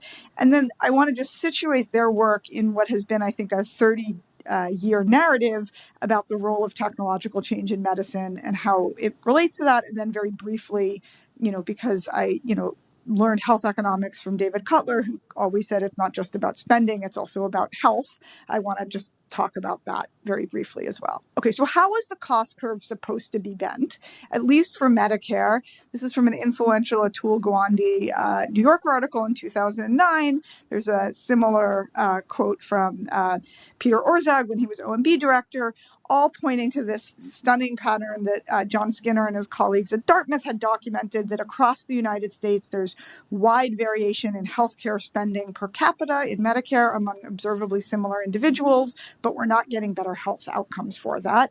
And so the whole idea was the way we're going to reduce healthcare spending by a stunning 30% without harming quality is to make places like Miami practice more like places like Minneapolis. Okay. And so that was what a lot of the policies in the Affordable Care Act, like accountable care organizations, bundled payment programs, et cetera, were designed to do. And so one thing I thought about reading their paper is that actually what happened? And the paper is incredibly comprehensive, but it didn't look at geography. So I thought I need to, sing for my supper. Let me at least look at the geographic variation. And so what I've plotted here, this is this is all just in Medicare, per beneficiary Medicare spending in 2000 on the x-axis across geographic regions, and on the y-axis the slowdown in or the percent change in spending. And it's kind of like my first look at this was, oh my goodness, this is very exciting. The cost curve seems to have bent exactly as we thought. Places like McAllen, Texas, and Miami have had slower or larger declines in the growth rate of healthcare spending than cheaper places like Minneapolis. But then I remembered, that someone taught me that mean reversion could be a thing. So I thought maybe before I present this at Brookings, I should, do this for 2000 to 2008, the period where there wasn't such a spending slowdown. So you see the y-axis is more of the data is up where there's growth, and you're getting the exact same pattern. Okay, so what did I learn from that is I don't think there's any evidence that the cost curve bent in the way that we were trying to bend it. And so one thing that David mentioned very much at the end of his presentation, but it features prominently in the paper, is that they have this statement that the cost curve, we have bent the cost curve, but has not bent as much as it could or as much as it needs to. And I think this evidence is consistent with that statement. Okay, I do want to say, though, there is a hint in the time series of a very important role for healthcare policy in bending the cost curve. I don't know how to write a paper about it, but I can make a slide about it at least, which is, the paper talks about this as an unprecedented time of healthcare spending slowdown, and it does, follow the Affordable Care Act. One thing I had learned from David in the past, and they probably mentioned in the paper as well, is the only other time we've seen a, pronounced slowdown in healthcare spending growth was following the attempt at major healthcare reform under the Clinton administration. So there's something here that looks like when you do or try to do major national health insurance reform, spending growth slows down. I don't know how to establish a causal relationship there, but maybe someone will engage with that more deeply. All right, so the other thing I wanted to just talk about briefly in the remaining time, because I think it's incredibly important, both for everyone interested in healthcare and health economics, but also for forecasting, is how this paper is changing the narrative about technological change in medicine. So the narrative in the late 1990s, when I was in grad school, was that healthcare spending is rising at an unsustainable rate. Actually, that narrative had been going on since 1970. We were sustaining the unsustainable rate. that this creates enormous fiscal strain because half of healthcare spending is publicly financed. That's why you could be a public finance economist and have an excuse to work on healthcare. From David's collected work, we knew that the spending growth had been worth it in terms of the health benefits it brought. And then Joe Newhouse has an excellent, and I think still quite widely read, 1992 paper in the JEP, sort of doing a decomposition of the rises in healthcare spending growth and arguing via a residual argument that about at least half and maybe over 3/4 of the growth in healthcare spending since World War II couldn't be explained, so it must be the solo residual. It's technological change, or he refers to it as a march of science, some inexorable process. The subsequent narrative was that, actually drawing on endogenous growth theory, and Bert Weisbrod has an excellent GEL paper on this, that actually it wasn't just the exogenous march of science, that, fee-for-service health insurance, which increases the demand for medical care, in turn induces more medical innovation. And then the really interesting part of his paper, which I've never been able to do any follow-up work on and haven't seen, is that in turn, because innovation is often spending increasing and therefore increasing the variance of medical spending, that in turn increases demand for health insurance, and it's a real cycle. And this inspired a bunch of work, including work of my own, showing both directly that expansions in insurance does increase the adoption and innovation of new medical technology, and then other work from just other things, changes in demographics or changes in policy, where you can see that increases in demand for particular treatments increase medical innovation in them. And the key point of this, both of the theory and the empirics, is that the expected return or profitability affects not only the rate of medical progress, but also the direction of the technological change. We innovate more for things for which there's more demand. Okay, so now enter Cutler and Clarnet, and their they have several key ideas. I'm focusing on the idea that changes in health policy and insurance design may be changing innovation incentives away from spending increasing to things that may have incentives for creating less expensive technologies, like innovations in surgery that allow for outpatient procedures if you now have bundled payment, alternative payment models, etc.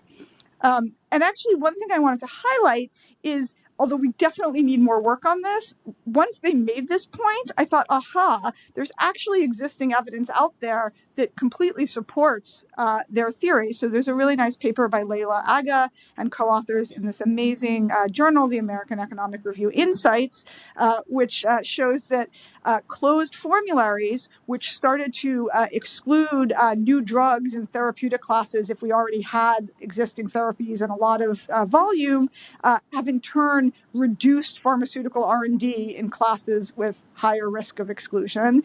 And Yunnan-Ji and Parker Rogers have a very nice new paper showing that policies that reduced Medicare prices for certain types of durable medical equipment in turn reduced research and development in those types of durable medical equipment. So perhaps, you could have said, well, we kind of knew this from the previous work showing that when you increase demand, you got more innovation, but it's nice in those things. It's nice to see that the converse also applies as well. I think some of the key questions are, so how much of the technological change can be attributed to these types of policies or incentives rather than what Joe Newhouse called the march of science, or what David and Lev have referred to as clinical need, this idea of this product cycle in innovation where first you treat it and that becomes more expensive, but then you improve the treatment and that becomes less expensive. It's not totally obvious to me that that has to become spending decreasing, both. You could be improving the treatments in ways that become spending increasing, or, as John Skinner and Amitabh Chandra have talked about, sometimes you invent a technology like their laparoscopic knee surgery, and then we find many other uses for it where we weren't really doing anything, and that can be spending increasing. But I think that's very important. And then relatedly, is U.S. policy also creating spillovers to uses of technology in other countries? I'll just end with this final thought, which is I don't have an answer to, but how does this all relate to health? And the only thing I want to point out, again, it's just time series, but the one time period that they're focusing on where there's this sustained reduction in the growth rate of healthcare spending was also a period where we stopped seeing progress in improving life expectancy. So I'm out of time. I'll just stop there and say I think this was a great paper to solicit and a fantastic delivery on that solicitation. And I'm very excited for all the work I imagine it's going to endogenously induce.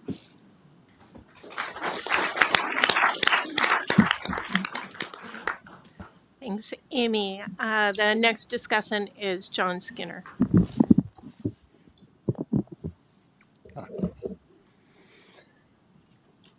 Well, this is a fabulous paper, very persuasive case that U.S. healthcare costs has moderated for the foreseeable future.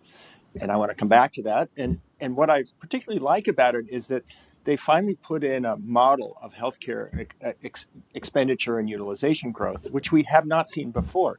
Oftentimes, people would say, well, let me explain the downturn. It's Medicare dropped this much, nursing homes dropped this much, sort of like, what's going on? Like, tell me more than which sectors actually declined. There are also really important policy implications, which they didn't stress, but I can.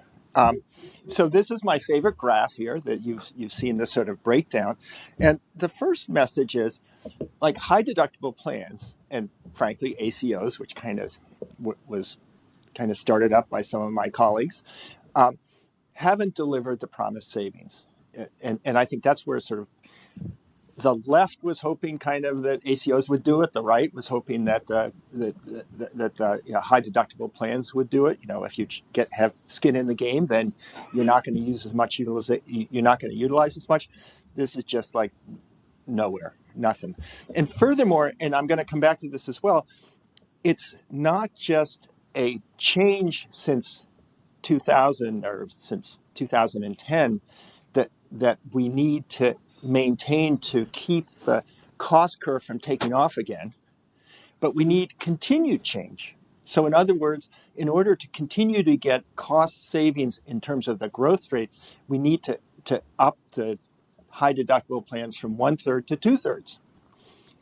And that would be a real problem, I think. I think we're sort of starting to run into natural resistance on that. The other thing that I think is really important here is price reductions. And the ACA did kind of sneak in some of these price reductions, so-called productivity gains, which justified somewhat lower reimbursement rates. And given an upward sloping supply curve, these things have been quite successful. So I think prices, maybe not sudden drops, but kind of fixing things in nominal terms, even CPI minus 1%. My sense is that's like a very effective way to scale back on growth. So my comments are as follows. First of all, it's not smart to bet against Cutler and Clarnett. And the background is this paper from some years ago at Brookings. Amitabh Chandra, Jonathan Holmes, and I had a paper where we were sort of saying, well, things had sort of stopped and they're going to start taking off again. And so actually, Amitabh and I had a bet for $1,000 with David and Peter Orszag that that our story would come through. So we literally lost the bet. David hasn't specified the charity yet to which I'm supposed to contribute, maybe his daughter's college tuition, but that still is an outstanding debt that I have on our balance sheets. So I do not want to make that same mistake again. But the counterfactual $1 trillion in saving really depends on one's view of what's the underlying long-term trend in expenditures.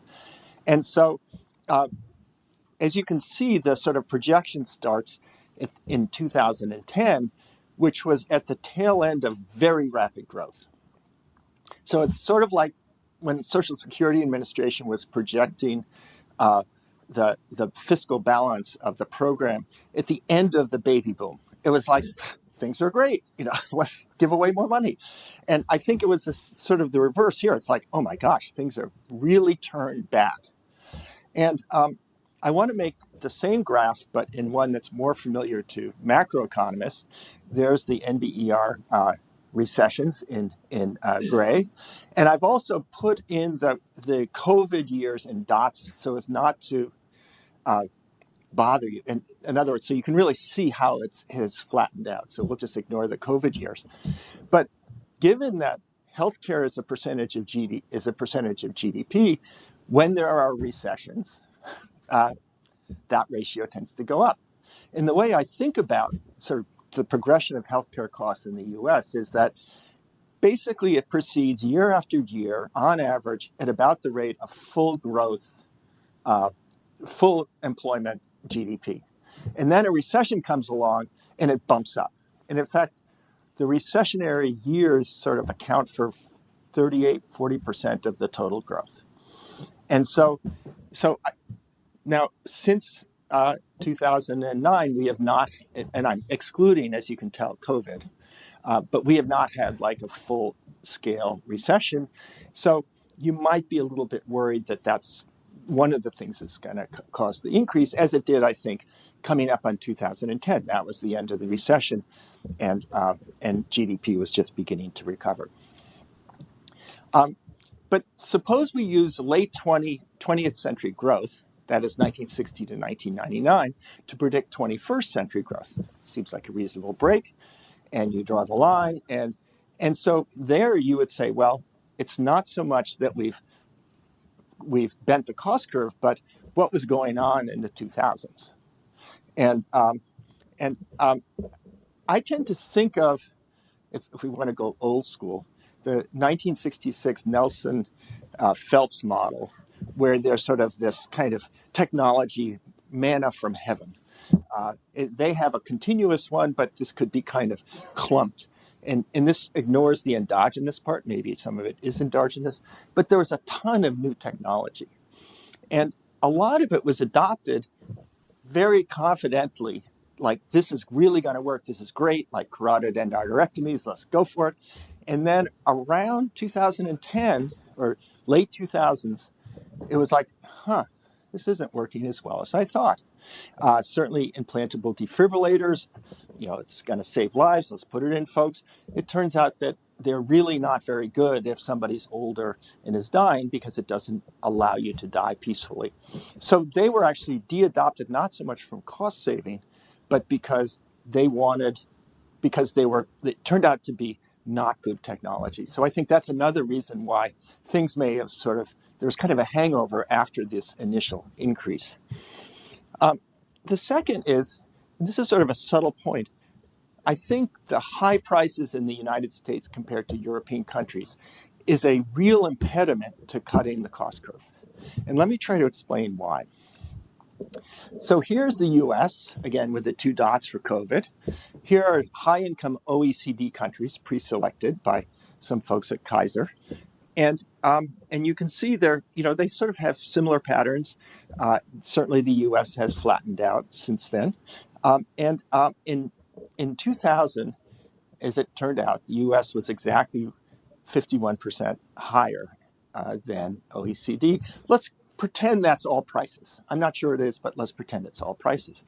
Now in 2023, it turns out just by chance, it's exactly the same ratio, 1.51 times.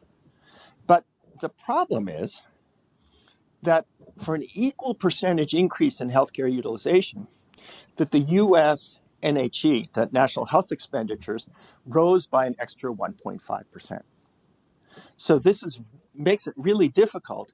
And the intuition is that because we pay a lot for a commodity that we're increasing utilization of, so we have to give up more of non-health goods. So this is, again, getting back to why I think prices, our high prices in the US, are really an anchor on our ability to kind of rein in healthcare costs. And so I think prices, again, for the second reason, is also a real problem. So finally, have we permanently cut technology or cost curve? And I think here that what we found is that new technology saved us money through 2024. But the question is, what about 2025 to 40? In other words, have we bent the cost curve through 2025, or is it going to take off? And I'm worried about some of the new preventive Alzheimer's and dementia drugs, just in terms of costs. I think the new technology is mRNA personalized treatments. And Moderna just recently got back some amazing trial results that show a huge reduction in melanoma deaths. And that's a lot of people. I happen to know that there's a factory going up outside of Boston with 1 million square feet that's trying to basically figure out how to sort of produce enough of this customized mRNA drug. Because remember, it's customized. Every person has their own individual drug. If that continues to grow, it's great for health, but it could lead to a resurgence in spending. And then I won't even talk about AI. I don't know where that's going, or GLP-1s. And finally, this is a recent article from the New York Times. Healthcare continues to account for a lot of the increase in jobs. In fact, it accounts for more than the total increase in jobs during the last few months. And even though this is tending to go to lower wage workers like home healthcare workers and nursing home workers, it still is of concern in terms of signaling a long-term shift towards higher spending in healthcare. So, in conclusion, you've heard this before, never make predictions about, especially about the future. So I hesitate to do that. But I think regardless of whether we have in fact bent the cost curve for the next 2 decades, I think this study is a major contribution in pointing to me, and I think to policymakers, what are the most effective ways to moderate healthcare cost growth. Thank you.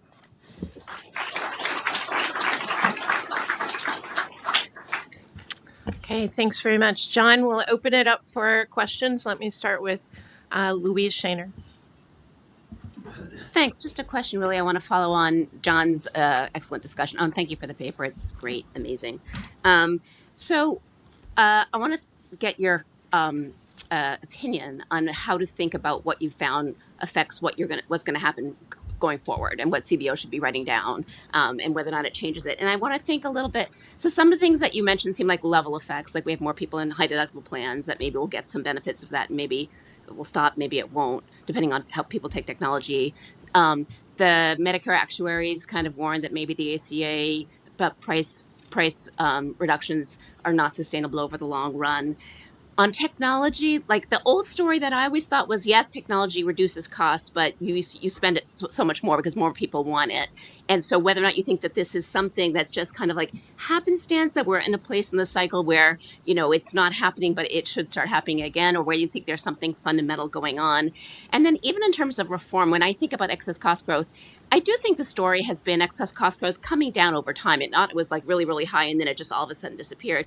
And coming down over time, I think partially because there have been continuous reforms. I mean, if you think about the introduction of DRGs, and we're constantly trying to reform the system, and I think we've made progress. So just looking forward, how much of the stuff that we've seen, now we've really got zero excess cost growth, is likely to be temporary versus permanent? Jason Verman. So yeah, this is exactly the paper I wanted to read and exactly the discussions I wanted to hear. I had a few sort of questions, comments, other things I was interested in. One is just an incredibly obvious question you're going to have a good answer to. It's not a gotcha, but normally you wouldn't be able to decompose something into supply increased, demand fell, and prices fell. The third would be a function of the first two. Is this something special about healthcare markets and the way prices are set that allow you to make those three different things? Second, I'd be interested in whether there was some sort of causal impact of the ACA. I think a lot of people, including myself, would be interested in that. So is there sort of a with policy, without policy, counterfactual? When the ACA was done, CBO, and Mark Goldwine will know this better, so if he's making faces, I'm getting something wrong. They thought basically lots and lots of hospitals were going to close, and I think after 10 years turned off the cost savings from the ACA because they thought it was unsustainable. Is it that we helped cause this with those cost savings, or we got lucky, and because the technology was changing, we were able to change the reimbursement formula without the horrible things that otherwise would have happened if we hadn't had all the technological luck that you document. So was it induced? Was it lucky, et cetera? And then the last two questions are, and this Amy sort of asked this too, David, I'm just trying to map this back into conversations we had in 2008. And I thought things like ACOs and value-based reimbursement loomed very large, and all of this stuff wasn't. So is this in some way disappointing relative to what you were hoping for? And then just a very last minor thing. I thought I only saw one negative thing in the waterfall, upcoding. I would have thought increased hospital concentration and higher markups would be another up thing in the waterfall. Did you look at that and reject that, or you just didn't look at that? Matt Shapiro.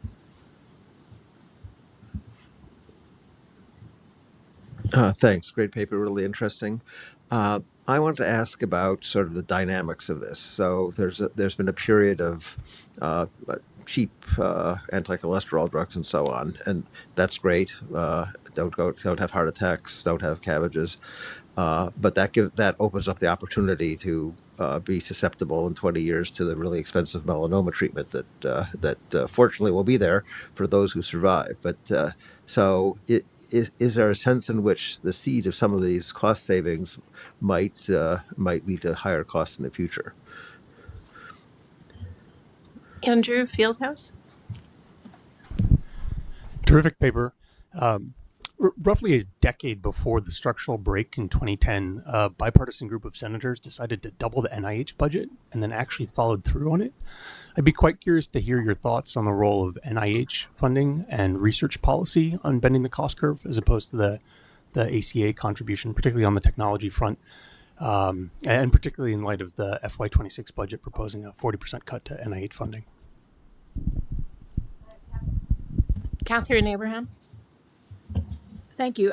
This was a super interesting paper. It raises some questions that are really out of scope for what you were trying to do, but that I sort of hope your work will lead people to want to explore, which is something you hinted at in your comments, David, which is what changes in access to healthcare and perhaps quality of healthcare have been associated with these changes in spending. You talked about, for example, insurance plan restrictions, increases in copays, things that might reduce access. There also might have been things going on that reduce the quality of care. Amy referred in her comments to reductions in R&D spending, being concentrated in areas where there are a lot of drugs already, but it still could be that not spending that money means that we don't develop even better treatments. One of the big factors that you mentioned, David, is the shift to doing surgeries outpatient instead of in the hospital. And it may be that mostly that's just fine, but are there increased risks associated with that? You talked about price reductions. If you cut the amount that you're paying doctors for seeing patients, that may translate into their spending less time with patients and the outcomes being less good. So it's really complicated, and it's obviously out of scope of your excellent paper to have looked at all of this. But it seems like we want to be thinking, given what you're finding, what the trade-offs are. Is there a trade-off in terms of lower spending and the quality of care that people are getting? Thanks. Martin Bailey. Thank you. This is a really terrific paper. I dabble in healthcare economics, and unlike the pros that have written this paper or commented on it. But back in the 90s, I was involved in a big study of healthcare productivity. Alan Garber was one of the advisors. It was a McKinsey study. I was naively very shocked at the extent to which doctors' protocols varied with their economic incentives. It was really quite dramatic. So, for example, doctors in Germany at the time, I don't know if it's still true, kept people in hospital for days and days and days after an operation. And they would swear up and down that this was in the best interest of the patient and all of that. Doctors in the United States kicked the patients out as soon as possible, a couple of days and you were out the door. And they swore up and down, well, that's a much better thing. You don't want to stay in the hospital, you'll get sick, and all of that. But if you look at the incentives, there were big incentives for the hospitals to get people out quickly in the United States. In Germany, there was a big incentive to have the hospitals be full, and the doctors could make more money if the hospitals were full. So even though, and I'm sure many of these doctors were well-intentioned and believed all of this, but the economic incentives were huge. So another example that we had was arthroscopic gallbladder surgery. So that was introduced much more quickly in the United States than in other countries. It cut the cost of doing the operation by a factor of 5. It was only a fifth as expensive. It was also, you got quicker recovery time and so on. So all around, this was a great technological change that happened. Now, it turned out there were, following this change in technology, there were about 5 times as many gallbladder surgeries after as there were before. Okay, so what was that? Well, you could argue that the doctors believed that there were really much greater need for gallbladder surgery, or you could suspect maybe they were protecting their income by having 5 times as many operations afterwards as before. So it was a huge technological change. Okay, but it didn't really cut costs, at least in that particular incident. Much more recently, I've been interested in how AI is affecting the economy. And we've looked at how AI has affected healthcare. David has looked at that a lot. He's got a big paper on that. I interviewed a company that sells the software to hospitals or teams of doctors, and they read scans and come up with anomalies. Okay, so when they were presenting this initially, they presented it as, well, we can really save lives. We can find things that were on the scans, and people will realize that and will be able to save lives by doing this. Now, it's fairly expensive, so the hospitals and the doctors were sort of not that enthusiastic about buying this stuff. So they actually changed their pitch a lot, and instead they said, okay, as we find more anomalies, you can do more operations. So you can go in and make more money by adopting this technology. So I guess while this is a terrific paper, but I don't think the technology and the economic incentives can really be separated. And maybe that's partly what Jason was saying, that they have to be sort of put together. That one reason the technologies were more effective in lowering treatment costs is because there were much more financial pressure on the doctors and hospitals. And so they were using the technology differently, or maybe in other ways as well. One other quick thing, I didn't see much about demographics. That's going to be a big factor, I would have thought.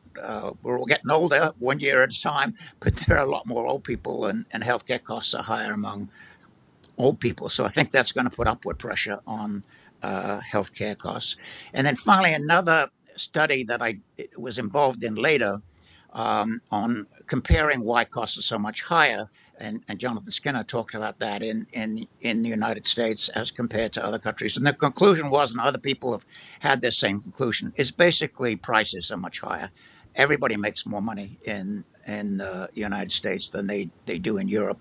And so the treatments, they're different. I already mentioned Germany and the United States. So treatment protocols are different, but the big reason is that everything costs a lot more, whether it's the drugs or the mechanical things that you do. All that stuff tends to cost much more, and the doctors get more. I think even the nurses get more, and so on. So that's the big why it's 1.5 times instead of the same. Thank you. Justin Wilfers, and then Bob Gordon. For Amy Finkelstein, Amy, you showed that really interesting time series graph where you showed that the healthcare spending line flattened out twice, and you circled it each time. And then you said, I don't know how to do careful causal inference around this. And I just wanted to remind you, you're in a room of macroeconomists and you just did it.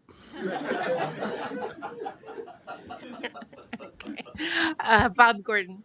I wanted to pick up on Martin's mention of the very important word demographics, because we've heard a lot about costs and technology here, but not nearly enough about the age-related incidence of medical care expenses.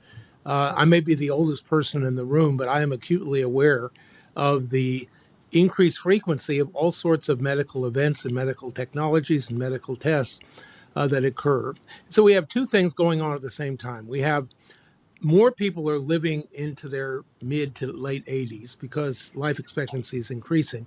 But you also have the baby boom hump in the age distribution. And if you think about it, right now in March 2026, we're on the 80th anniversary of March 1946, and that's when the baby boom babies started popping out. And so we are going to have a steadily increasing share of people in their 80s, starting right now for the next 15 years. And so I think the optimism about bending the cost curve really should be I think we should have a detrending exercise like we do in macro, where you adjust all these percentages of GDP for health incidence by age. It may not matter compared to all this technology stuff, but it's still something I would think would be a sort of first step when we look at these GDP ratios to see how much we can filter out one way or another. Great. Carolyn Hawksby, and then Mark Mazer. Hi, great paper and great discussions. I thought it was really informative. I wanted to ask about externalities to other countries from the US. I think we all sort of suspect that these exist, but they're quite difficult to identify. And I was going to suggest that potentially the sort of evidence that you showed us today might be helpful in identifying some of those externalities. In one of John Skinner's slides, he showed us that the national health expenditure to GDP ratio is 51% higher in the US than in other high-income OECD countries, both in the year 2000 and 2023. So that makes one think, maybe if we're paying 51% more all the time, as Americans, we are generating technologies, innovations, other things that then spill over to these other high OECD countries, maybe not immediately, but pretty soon thereafter. And they get the benefits of them and we get to pay for them. And then in Cutler and Clarnett's slide 19, which I'm not sure they showed, but is in the posted slides, they show that the cost slowdown is large relative to the bending of the cost curve, in other words, is large in the US relative to that of the same other high-income OECD countries. And if you look at that sort of figure, I'm looking at it right now, it sort of looks like when we have a really high spending growth period, then we have a lower spending growth period that follows. And Europe ends up having a relatively high spending growth period that follows. And that could be, we paid for a lot of stuff for a while. It's now spilling over to them. They're getting some of that higher spending growth, and we're kind of retreating. So it looks like a time pattern that you could work with for identification. I just thought it would be nice to identify those externalities. Okay, Mark, and then we'll go in the back. Just one quick observation following up on one of the comments. They were talking about concentration of health facilities. Is there a way to kind of tease out an effect for reduced demand for healthcare because it's harder for patients to access the facilities where they need to go to get the care? Okay, thanks. Thanks, David, for a great paper. I think we lowered those provider payments because we were giving 30 million more paying customers to the provider system. That was the reason we could lower those reimbursement rates, at least for a while. And I guess I'd like to ask Jason's key question. My former political bosses would really like to know how much credit can we give to the ACA for doing this, because in actuality, we were increasing demand. So you could also think that when we did the ACA, we would actually keep that line going back up. So again, thanks for that paper. Okay.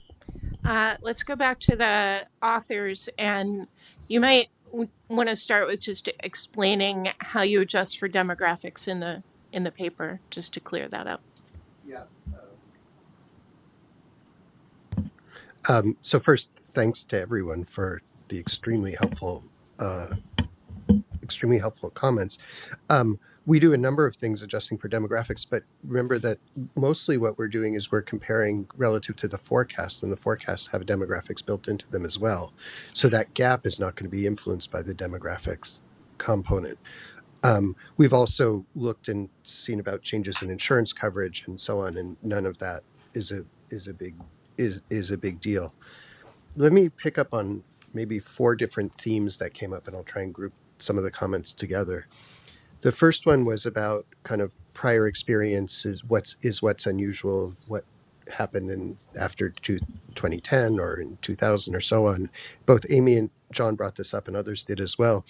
There was one other period on that chart with slow spending growth, and that was in the 1990s.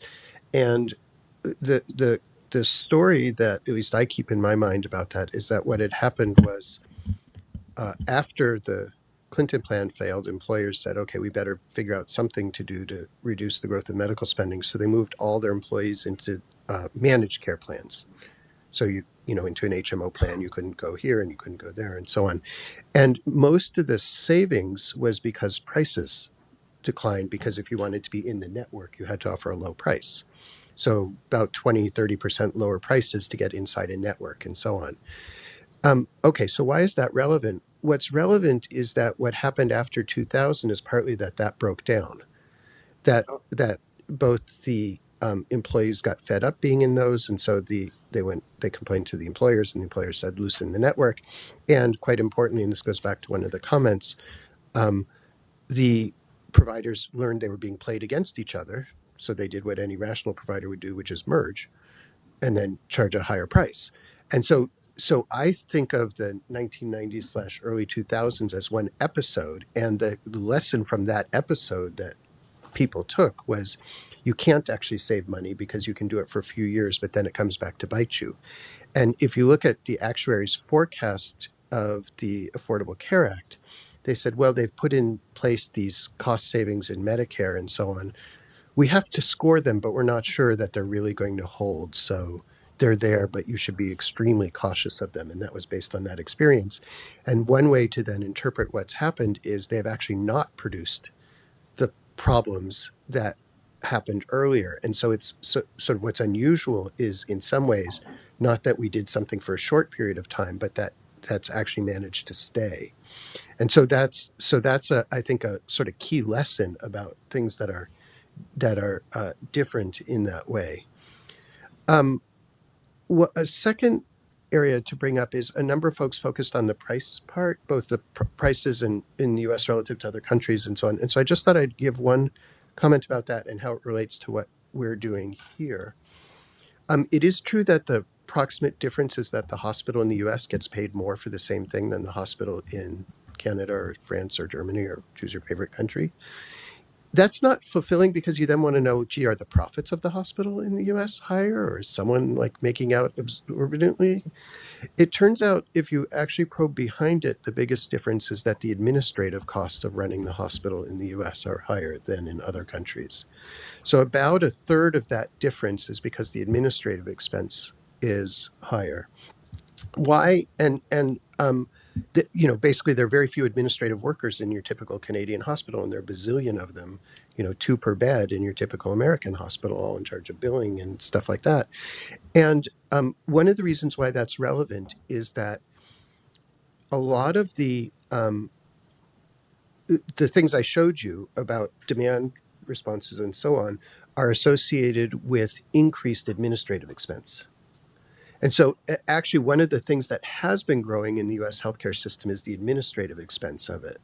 And that's partly, and some of that's been people to do the all the demand changes and all that sort of stuff. And there's in another life, I write a lot about administrative costs in healthcare, someone noted, and I think it's related to the paper yesterday, which is there a way to do all that administrative expense cheaper, in which case we could then, whatever we're going to do on demand, we could do it a lot more efficiently. And so I think there's a big issue there on the price. Just a quick one other point on prices, and it comes to Jason's comment. The reason it can be separate here is because a lot of the prices are administratively set prices. So Medicare just said in the Affordable Care Act, we're just going to lower the prices.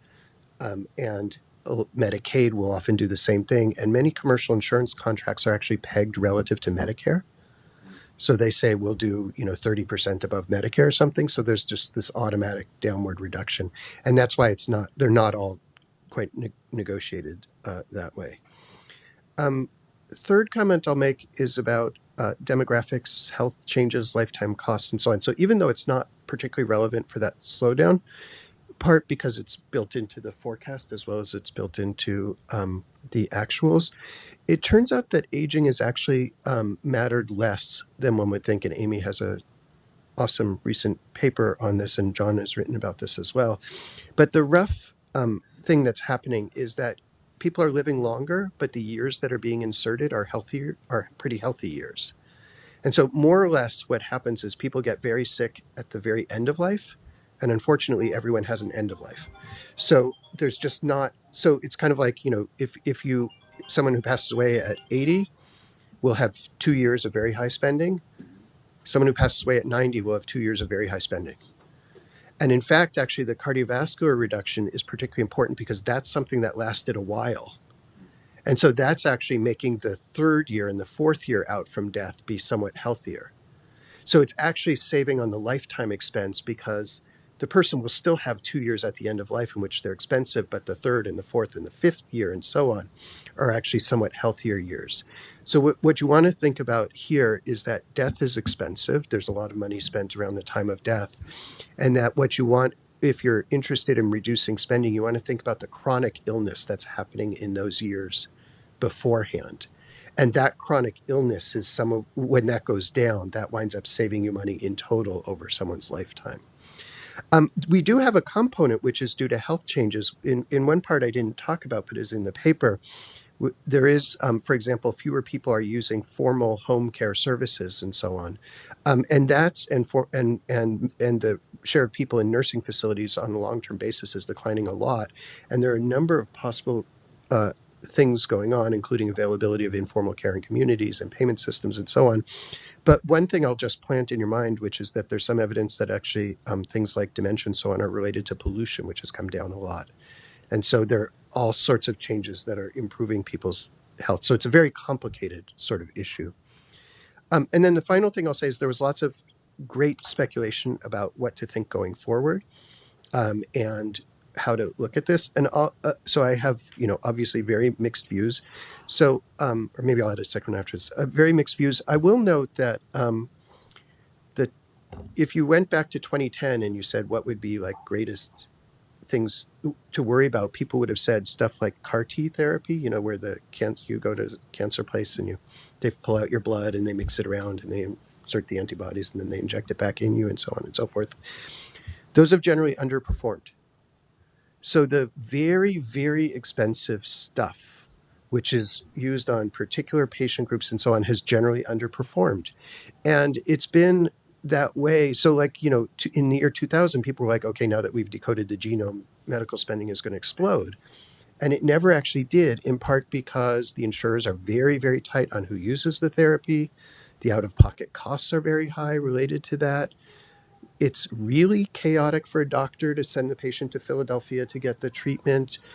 By the way, in addition to, it's not just covering the treatment, but you got to stay in Philadelphia for a month while you receive it. And then there's fairly severe side effects associated with it. So they've been these sort of technologies that have not been great enough to break through massively. That may be the future. I mean, maybe the futures will some of them do fine and they'll do better at it, and hopefully their costs will come down. Or maybe the future is there just isn't that much of that, and what there is kind of more cheaper ways to do stuff. I don't know the answer, but it's sort of interesting to think about. And then the final thing I'll say, and I realize I'm running on way too long. The final thing I'll say is about what is really going on and like how to think about the ACA and how to think about other sorts of things. And there are at least three levels you can ask the question of spending changes here. One is like at the medical care end, what medical services are being priced higher or lower, or being used more or less, or so on. And there's some of that in the background, which we didn't talk too much about, with the exception of the surgeries and so on. Second is the economic end. What is the economic driver of that? You know, is it payment changes for doctors and so on? And then the third is, if you step back even further at the policy end, what's going on? Is it because the ACA has sparked certain things? Is it because employers are saying, well, I don't really need my low-wage workers, so I might as well just give them super high cost sharing, because at least then if they're sick and they don't like it, they'll leave my firm, which I'm happy to have them leave anyways, and so on. So we don't go into that third thing very much. There is sort of talk in the literature about what is the underlying thing going on. And there are a number of folks who say, oh, really what happened is the ACA created an environment in which it was clear that going forward, it wasn't just do whatever you want, charge whatever you want, and you'll get paid for it. And therefore it ushered in a whole era of conservative thought well beyond just the specifics there.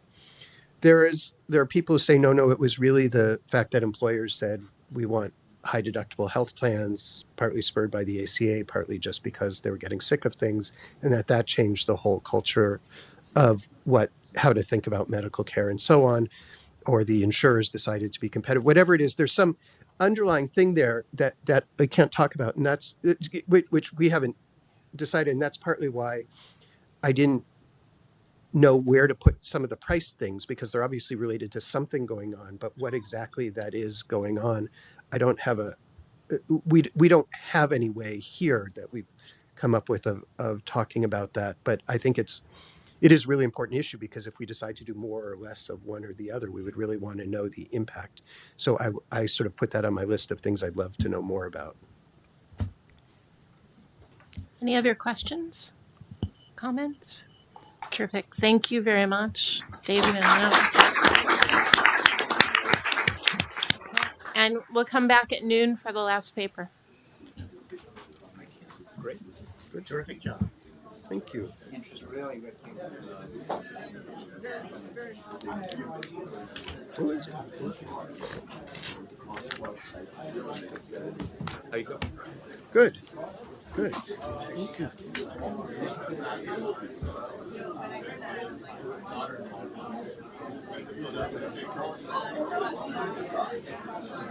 Yeah.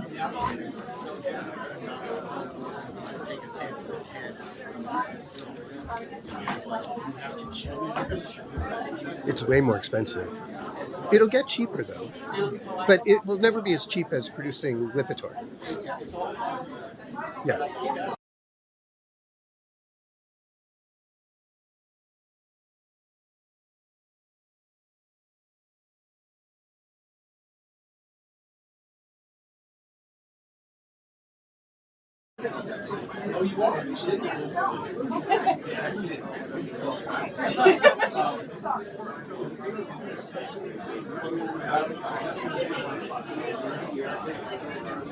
I associate this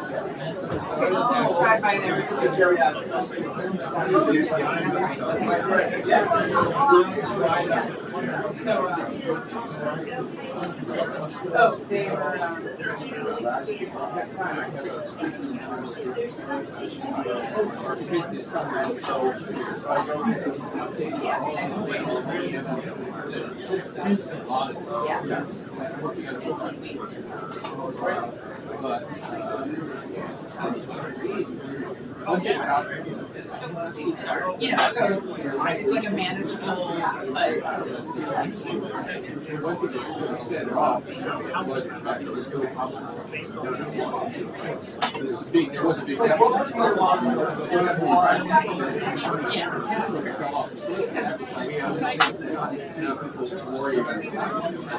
you know, so, but I think That's the same thing happens with we have investment deficits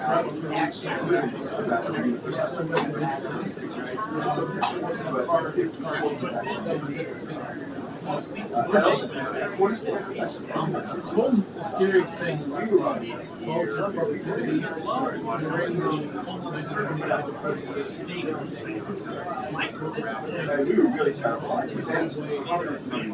a lot of that is involved in also creating capital.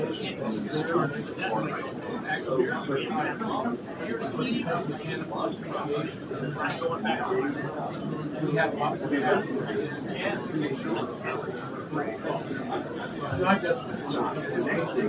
And the was consistent around the next thing is private capital. So to me, when I look at it, if you fire investment didn't go zero, and it looks like they're going to make exceptions. Alex feels it. Decade, plastics, and they've done it. I found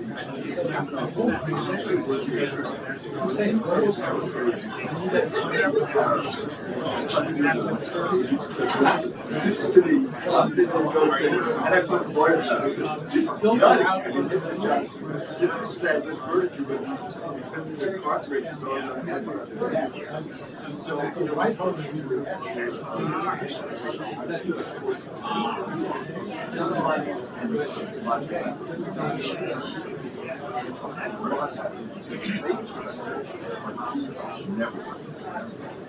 that's really important to understand. You know, institutions, culture is a big part of institutions, right?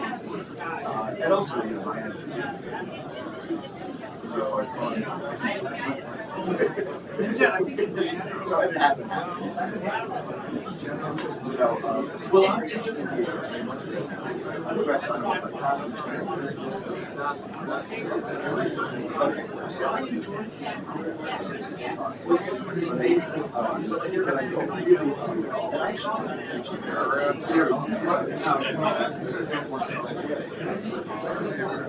oh, okay. Yeah. But I actually like teaching the older the area. Although it's going to be so.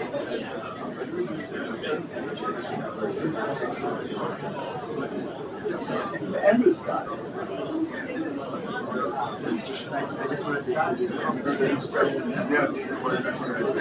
You know, that's so. You know, like you said, you know, like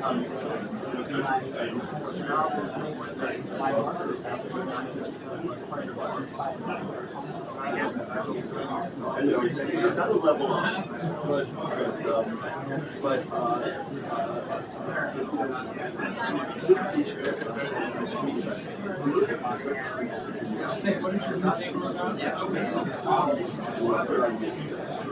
and then, but this is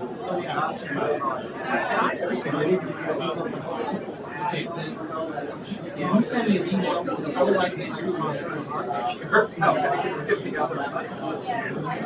So, you know, it lays out this entire topic.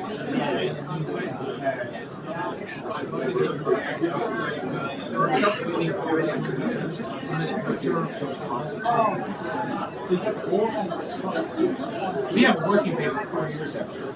So we actually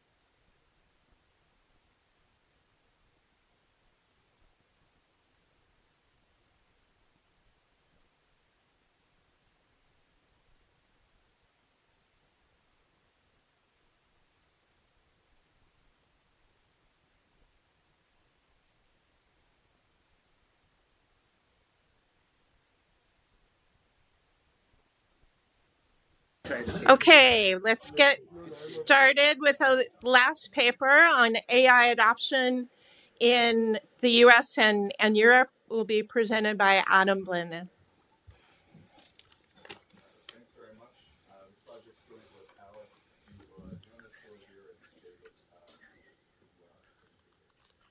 And the usual Fed disclaimer applies. These are our views, not those of the Fed.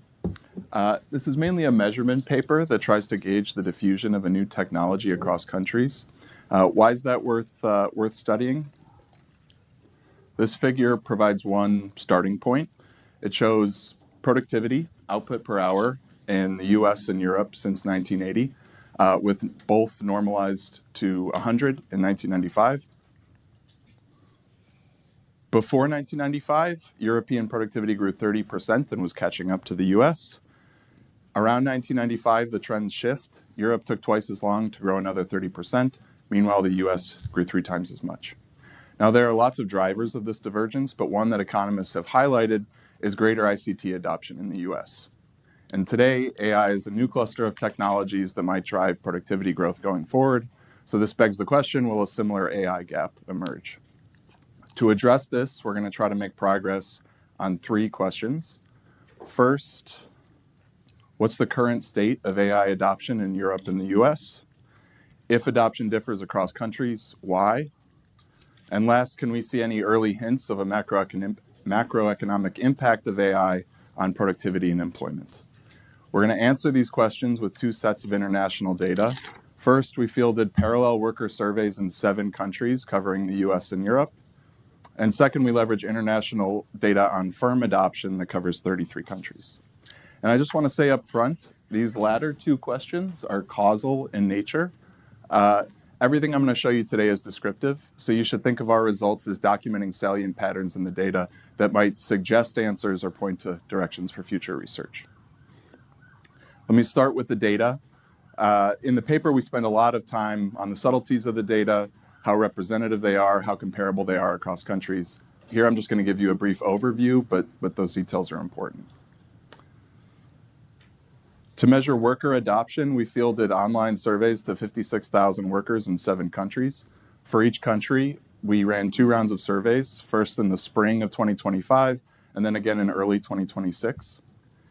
To measure AI adoption, we followed the CPS's Computer and Internet Use Supplement, which was first run in 1984, to measure the adoption of the computer.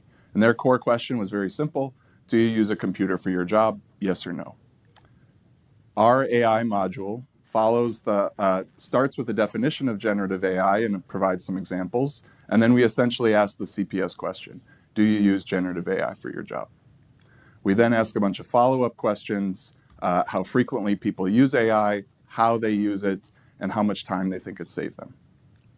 And if you're interested, we post new results online for the US every quarter. You can find that here. To measure firm adoption for the US, we use the census BTOS. The initial AI adoption question in the BTOS asks whether firms use AI in producing goods or services. And then recently, in November of last year, they broadened this to include any business function. In Europe, or for Europe, we use the Eurostat ICT Firm Survey, which is an annual survey covering 32 countries.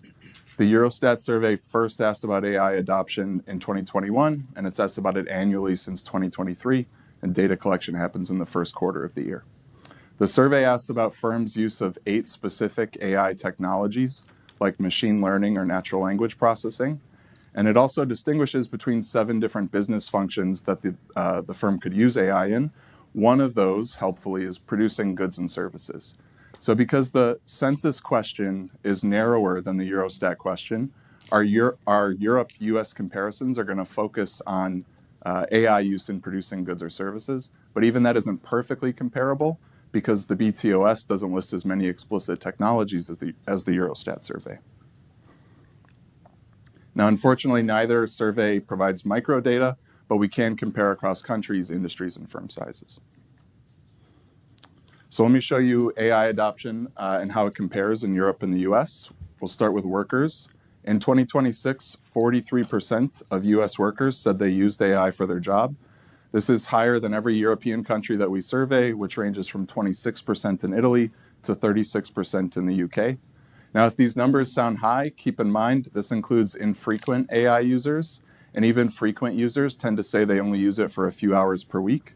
Only about 5% of total US work hours are spent using AI, and that compares to 1.5 to 2.8% in Europe. On the firm side, 7% of US firms in the first quarter of 2025 say they use AI for producing goods and services, and that compares to a 4% EU average. Now, in the US, we can't see firm adoption of AI for any business function, but we can see that for Europe. Overall, the country rankings across both measures are very similar, but the level of adoption for any business purposes is about 5 times higher. And this helps resolve a recent puzzle, which is that in the US, firms in the BTOS report much lower AI adoption rates than in US worker surveys. And the European data suggests that one key issue is measurement. If your survey only asks about AI use in producing goods and services, you're going to miss a lot of use in other parts of the business. And we say more about that in the paper. So we find that US adoption is higher than Europe on average, both among workers and firms. Why is that? We can account for most of the adoption gaps with 2 sets of factors. The first is worker and firm composition. So in all the countries that we survey, AI adoption is higher for workers who are more educated, who are younger, who work in particular occupations and industries, and who work in larger firms. But countries differ in the composition of their workers and firms across those categories. And in a simple Oaxaca blinder decomposition, about half of the US-Europe adoption gap is accounted for by these compositional differences. They also help account for a lot of the between European country adoption gaps. The second set of factors that help account for cross-country adoption gaps are management practices. So there's a large literature showing that ICT investments and the return to those investments depend on how firms are managed and organized. In particular, one of our discussants, Rafaela, has a really important paper showing that US firms invested more in ICT than European firms and obtained higher returns to those investments. And differences in management practices appear to play a key role. Why might that be the case? One basic idea is that the benefits from ICT investments can be amplified if the firm also makes complementary organizational changes like hiring more skilled workers or redesigning workflows. And an intuitive explanation for Rafaela's results is that better management might facilitate those changes, which can be difficult for the firm to implement. So a natural question is whether something similar is happening with AI. In the paper, we first show that a country's World Management Survey Index, which is a global survey of management practices that Rafaela runs with her colleagues, a country's management index strongly predicts country-level AI adoption rates. We then adapt 3 questions from the WMS and ask them to workers in our surveys. And these questions all relate to whether performance is incentivized within the firm. For example, how tightly promotions or compensation are tied to performance and whether poor performance is addressed. And so this lets us compare management practices and AI adoption at the worker level. So for each worker in our survey, we construct a personnel management score based on those 3 WMS questions. Here being further to the right, so over here, means that work is more incentivized in the firm. And here I'm pooling data from all 7 countries in our surveys, which shows that higher management scores are associated with higher adoption rates. Our surveys also asked about employer-specific AI policies, and the personnel management score is strongly predictive of those policies. For example, workers with higher management scores are more likely to report that their employer encourages them to use AI. They're also more likely to report that their employer provides them with AI tools and offers AI training. Now, these figures are just showing raw averages, but if you throw in a bunch of controls for country, individual characteristics, and so on, you find very similar patterns. So what matters more for adoption, a worker's personnel management score or these specific AI policies? When you put them all together, the most important predictors of adoption are if your employer encourages AI use and provides AI tools. Once you account for those two, the other don't add much. And these AI supports differ across countries. Just to give one example, 48% of US workers say their employer encourages them to use AI versus 24% in France and Italy. And if we add employer encouragement to our existing Oaxaca blinder decomposition, now we can collectively account for about 90% of the US-Europe adoption gap. All right, so our last question is whether AI is starting to show up in macro data.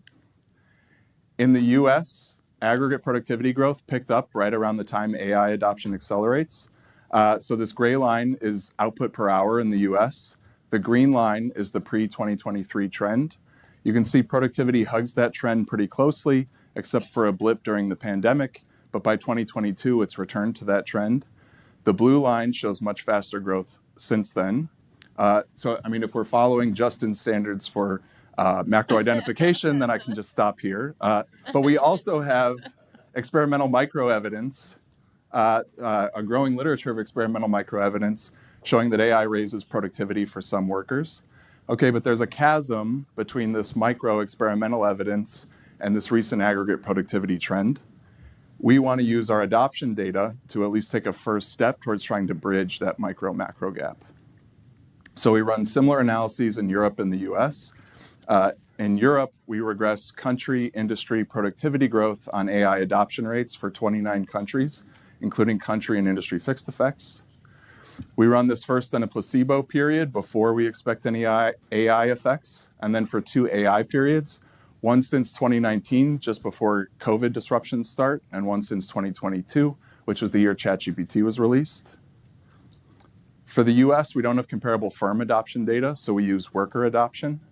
And with one country, we can't include country or industry fixed effects, so instead, we compute trend productivity growth by industry during the placebo period, then we regress detrended productivity growth during the AI period on AI adoption rates. Now, obviously, the US sample is going to be smaller. One benefit of the US analysis is that we have 3 more quarters of productivity data extending to the fall of 2025. The European productivity data stop in 2024. So for Europe, we find small and insignificant AI coefficients during the placebo period. But since 2022, the coefficients are large and significant. This blue bar is our baseline specification. The other bars are for specifications where we drop outliers or volatile sectors. The coefficients say that a 10 percentage point increase in AI adoption is associated with 2 to 5 percentage points of additional productivity growth since 2022. Just to be clear, that's cumulative, not per year. We find similar estimates if we start the clock in 2019, but they're slightly noisier. We also find similar results in our US regression. Here, the coefficients say a 10 percentage point increase in adoption is associated with just under 3 percentage points of cumulative productivity growth since 2022. So let me just take a quick step back and provide some context. With ICT, there was this long lag. So you had Solo's famous line that you could see computers everywhere, but in the productivity data. There were several papers written about this, many of them for Brookings, some really helpful ones by Bob Gordon, and they were very helpful for us when we wrote this paper. Somewhat less well known is that Solo eventually saw computers in the productivity data. Okay, but this took a decade or 2. Is it plausible that AI could show up much faster in productivity than computers did? There's a few reasons why it could be plausible. First, we have several types of evidence that line up. So we have micro-experimental evidence. We have worker self-reports of time savings from our surveys, which we discuss in the paper. And we have industry-level productivity patterns. All of these point in the same direction. One reason this could happen faster for AI than for computers is that for users, AI is cheaper, it's easier to use, and it's more flexible than many early technologies like the computer. And consistent with that, in an earlier paper, we show that AI is being adopted much faster than computers. At the same time, we want to be very cautious when interpreting these results. These are correlations. We're not making a claim to causality. 3 years is not a very long time horizon for productivity, and we're working with pretty broad industry measures. All right, let me wrap up with the main takeaways. AI adoption is substantially higher in the US than Europe, but it also varies considerably between European countries. Two sets of factors can account for most of AI gaps between countries. The first is worker and firm composition, and the second is firm management practices. And third, AI adoption is correlated with recent productivity gains, both in Europe and the US. In the paper, we run similar regressions looking at AI adoption and employment growth. There we don't find a clear relationship, but it's in the paper. And we close the paper with some data and research priorities going forward. First, just given how new the technologies are, it's important to check back and see how these results change in the next few years as we get more data. We highlight a few places where data agencies could better harmonize their measures to allow for cleaner comparisons. And last, most of the micro-experimental evidence is at the worker level, but having firm-level data on AI investments in productivity would be really valuable. All right, thank you.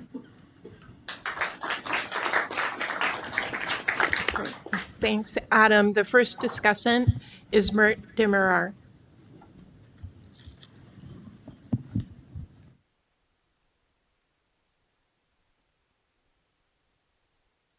It. And it's important because if you want to understand the implications of AI for the economy, we need to start from like the adoption point. And I think this is like one of the best work on this point. So this paper is ultimately about the US-Europe technology adoption divide. But this is not true for AI. When you think about most recent technologies, Europe has constantly lagged behind the US. So, for example, there is work on retail IT showing that US adopted scanners and barcodes 4 to 6 years ahead of Europe. For example, streaming, it was launched in the US in 2007 and only 5 years later in Europe. And today in US, we have the autonomous vehicles and satellite connectivity, and these technologies are not available in Europe. So like whatever recent technology you can think about, there is this lag.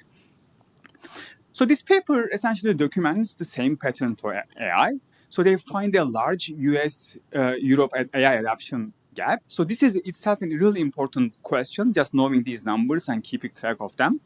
But I think what is really nice about this paper is it goes beyond measurement and explores the reasons behind the adoption gap and its potential implications. And they also think about adoption from different margins, adoption at work, adoption outside work, and also firm-level adoption.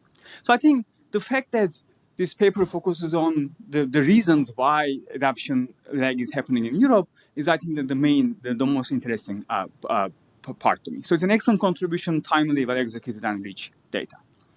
So what I'm going to do in my paper, so in my discussion is, I am going to go one step further. I am going to answer the why question in a different way.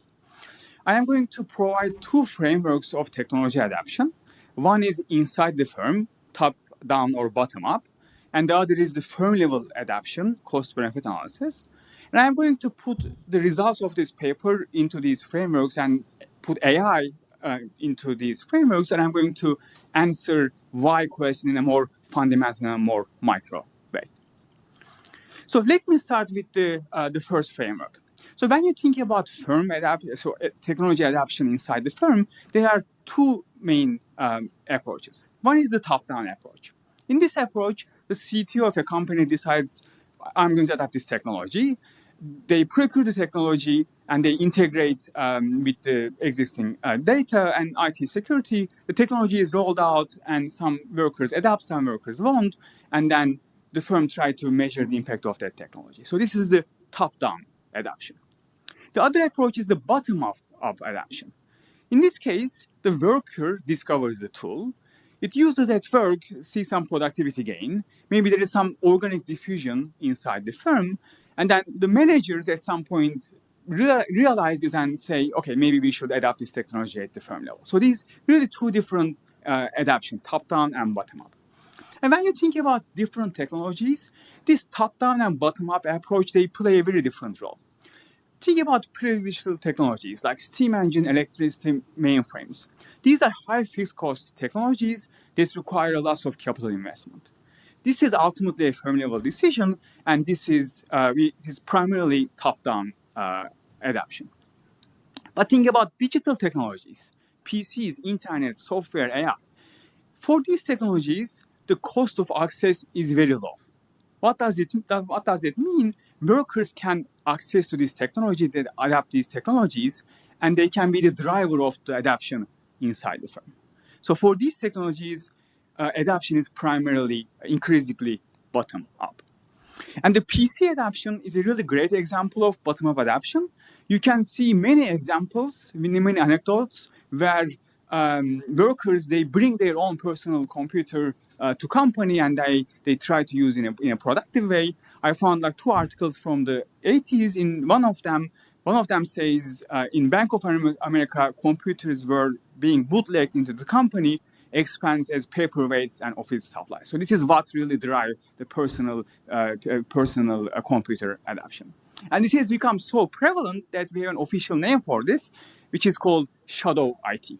So when you use IT in a company without authorization of the firm, it is called shadow IT.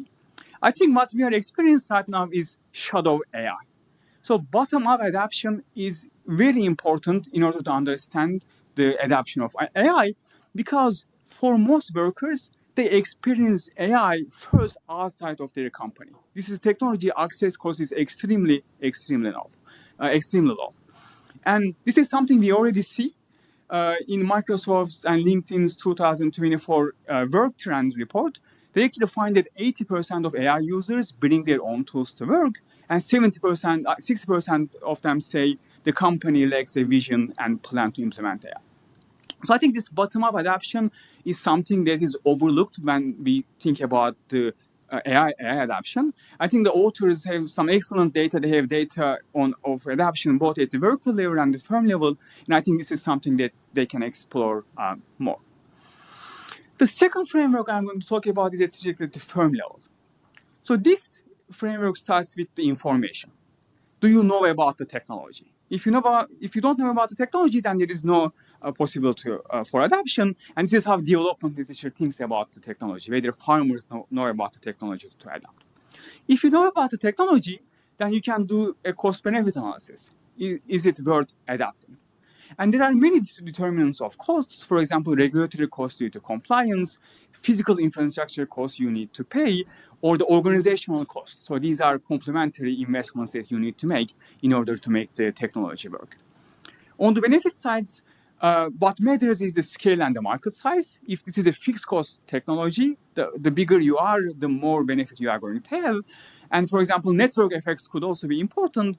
If the benefit depends on others adopting this technology, then you are going to care about that as well. Okay, so as a firm, you make the cost-benefit analysis, maybe benefit outweighs the cost, you are going to adopt the technology, not necessarily, because then there is also the timing decision, right? You can adopt now or you can wait. If you wait, there is option value of adapting. There is the option value. If the technology is improving, maybe it is better to adapt in the future than now. But then if you wait too long, then you will miss out the learning opportunity. Suppose you decided that it is the best time to adapt now. Are you going to adapt? Not necessarily, because attitude towards technology and the culture matters. We know so many examples that the attitude towards new technologies can affect adoption. So when we put together these two frameworks, we can come up with many determinants of technology adoption in the workplace. These are bottom-up worker initiatives, information, whether they know about the technology, costs, benefits, uncertainty, and attitude and culture. So now what I'm going to do is I'm going to map some of the paper's finding into these determinants, and I'm going to try to answer why the technology divide between AI adoption divide between EU and US happens. So the first one is the bottom-up adoption. The paper is really informative about this because they also ask about the AI use, personal use of generative AI. So they ask and when they report these numbers, you also see a large adoption gap for personal use as well. In the US, 60% of the respondents say they use AI for personal reasons, and that number is only 40 to 50% in Europe. So to the extent that the bottom-up adoption is really important for AI, I think this is one of the reasons why Europe is behind. The second piece of evidence that comes from the paper is on the information. They ask about, have you heard about generative AI? And here, 12% of the respondents in the US say no, and this number in Europe is 15 to 20%. There is also the information gap. Some people, some workers, some firms in Europe, they don't even know about this technology, so there is no possibility for them to adopt. This is the second. The third one is the organizational costs. So the paper finds that they find a strong correlation between management score and AI adoption. The better the manage the firm, the more likely they adopt the technology. And the fact that we know, the fact that the management practices are better in the US than in Europe, this is going to contribute to divide as well. So it is going to be harder for European firms to make necessary organizational adjustment to adopt the technology. And finally, the paper also speaks to scale and the market size effect as well. They find a strong relationship between adoption and the firm size. And this relationship is stronger in the US than European countries. And when you look at their compositional analysis, they actually find that firm characteristics explain almost 70% of the component explained by observables. And also, the firms tend to be bigger in the US than the Europe because of the market size and other factors. So this will be another barrier for European firms. So this is how I mapped the evidence from paper to these determinants, but we can also use other evidence. And I think one important factor that maybe we can talk more about during the discussion is the regulatory cost. There is a lot more regulatory burden in Europe than the US, and this is particularly true for digital technologies. So this is something that we quantify in one of my papers. We find that after GDPR, European firms use cloud computing 20% less than the US firms. And moreover, for most AI products today, there is actually a lag in launching in Europe due to regulation. The last determinant that we can talk about, the cross-country AI attitudes. The paper doesn't ask or doesn't report at least any results on this, but there are a bunch of surveys asking people, are you trust AI? Do you think AI is going to help you, and so on? And here, actually, this is one place where we see US and Europe are similar. They are both low trust regions. The trust of AI is low in both the US and EU relative to developing countries. So at least the attitudes toward AI doesn't seem to be the main reason. So going back to these determinants of AI adoption, so what we know from this paper and maybe other evidence is that first, bottom-up adoption incentives are lower in Europe. There is information gap. In Europe, people know less about AI. There is regulatory cost.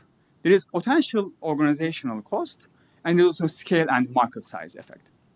So if you want to understand how AI adoption is going to evolve, I think it is important to collect detailed evidence on each of these determinants, because this is going to help us to think about which of these are policy relevant and how can policy influence them. And I think this is the most important question to me going forward.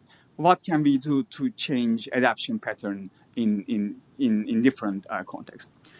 Just to conclude, technology adoption gaps have existing across all technologies, and AI is no exception. But AI is a very different technology, so I think we need to understand how AI adoption is going to evolve and what are the main barriers, and the authors do an excellent job documenting this in the context of US and Europe. Thank you, and I'm looking forward to the discussion.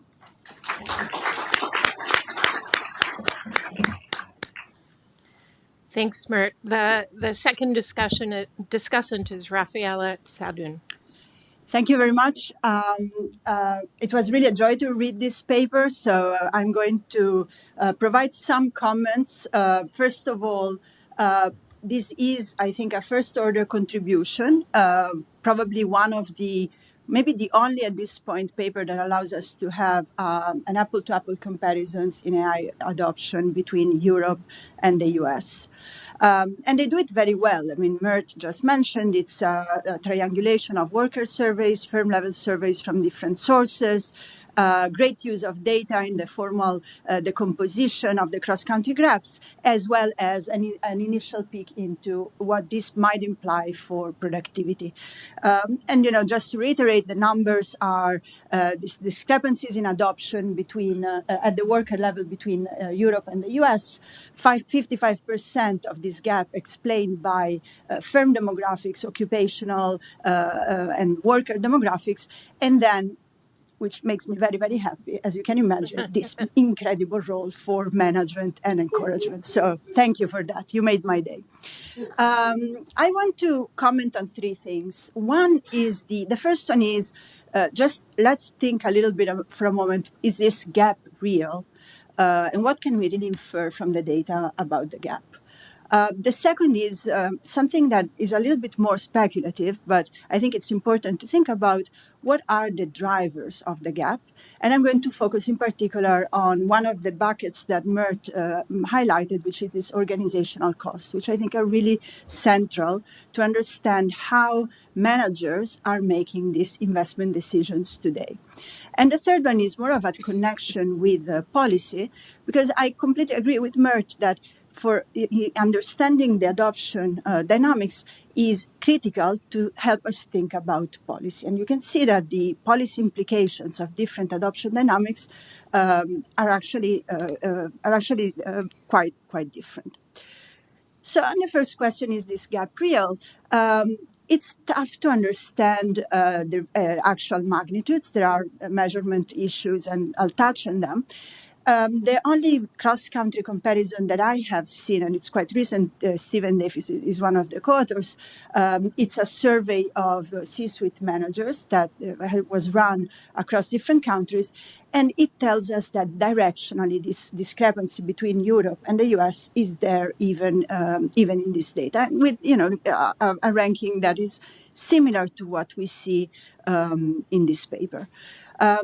The worker level adoption, the other work that exists today that has a cross-country flavor is John Hartley. He hasn't published yet the cross-country differences, but they mimic more or less what we see with this paper. So I would say multiple data sets imply a US lead, but the issue is we are really uncertain about the magnitudes. And this is, I think, a big problem that needs to be addressed. You mentioned just now the differences in the level of the adoption rates. If we ask only about production, or if we use a more comprehensive measure, it's a 5x magnitude in terms of differences. Who responds is really critical. If you ask the business person, you're going to get a very high response. If you ask the ICT person, also high response. Business managers seem to be a little bit less conservative when it comes to AI adoption. And then, of course, the sampling frame. What I love about the US Census and also these worker surveys is that they are based on representative sampling frames, whereas we are every day bombarded with surveys that are run by consultancy, for example, that use very skewed samples. But I think that this really highlights the next frontier of measurement of AI adoption, which actually reflects a deeper question. We still don't know what it means to, what is a productive use of AI. It's a bit of a circular question, but we have to have a point of view on what AI really means inside an organization, how it's used, and also who is best positioned to know about this, let's call it productive adoption. The second set of questions is about the drivers. So, when you see your paper from 20 years ago being replicated in the data, you feel very good, of course. So we see something that looks like a very familiar story of differences in organizational capacity to absorb the technology driving adoption. Similar differences across countries, similar firm size gradients. This management correlates. However, I think it's important to also understand that things might actually be quite different. And at least I have two questions. One is going back to this point of what are the dynamics of generative AI adoption? How is it different from ICT? But also, if these discrepancies exist, what do they reflect? What is really the underlying reason? I won't dwell on this because it mirrors some of the comments that Mert just made. But from a management perspective, generative AI adoption is a nightmare for at least two reasons. The first one is the massive uncertainty of how it's used and how productively it can be used. We know from experiments that even in adjacent tasks, the impact of AI can be very different, the productivity impact. So people in firms are dealing with these questions every day. And this goes, it's orthogonal to many of the narratives that we have about AI. I think that firms are actually quite far from already understanding how to use AI. And there is tremendous value in bottom-up experimentation. I would completely agree with that.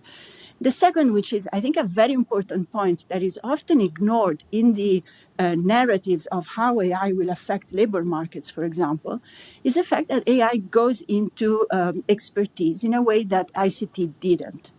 And this is important. Again, it's something that needs to be managed inside the firm because there is a potential threat of substitution that is perceived, especially by workers that were not as exposed to ICT to the ICT shock 20 years ago.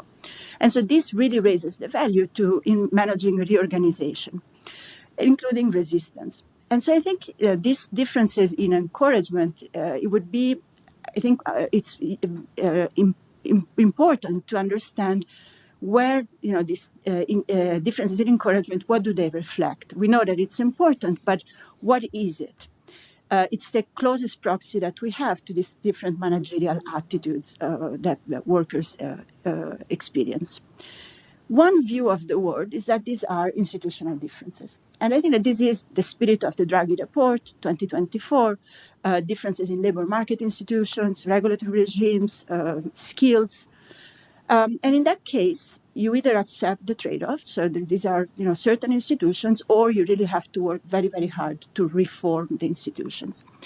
There is a different interpretation, which I tend to prefer because of the tremendous heterogeneity that we see in productivity and technology adoption inside firms, so firms that face the same institutional constraints, and these are organizational frictions.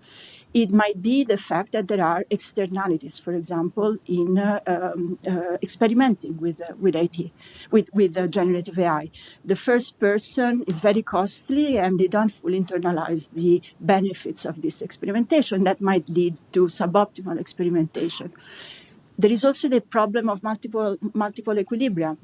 When there are complements, as it happened with ICT and seems to be really relevant also for generative AI, companies need to make different systemic decisions in how they manage data, people, how they reorganize.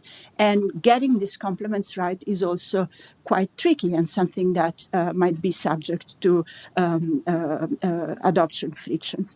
And then there is the political economy angle of technology adoption, which is this resistance to change that I was mentioning before, the expected resistance of the experts inside the firm, or the fear of substitution. This all leads to some suboptimal levels of adoption that are not really efficient in light of the institutions and need to be addressed. The paper cannot explore these frictions with the current information, but I think that it's possible for future data collection to think at least in two ways: the easy proxies and the more involved data collections. The easy proxies, I think, a no-brainer is to look at firm age. And that's because we know that firm age is correlated with, first of all, they don't have to incur all these organizational costs that we just discussed. And second, because there has been a resurgence in business formation in the United States that I think could be one of the potential drivers of these differences in AI adoption. And then another one, especially relevant for Europe, is firm ownership. And that's because we know that the demographics of European firms is very different. And firm ownership reflects not just profit maximization, but also other choices that managers make, which may not be congenial to generative adoption. For example, centralization rather than decentralization of innovation. There is also the other direct measurement avenue, which is harder but possible, which is really thinking about specific generative AI practices. I'm going to conclude with some thoughts on why I think this is such a useful, interesting paper to discuss now. And it goes to what are the broader implications of what does this paper open up in terms of future research agenda? If adoption really depends on organizational redesign, which I think it does, and it's not just a technology investment issue, then I think it's really important for macroeconomists to figure out what is the trajectory of generative AI adoption. We know that we've heard many times about the J curve, but what is the shape of that J curve and how does it vary across countries? How does it vary across different types of firms?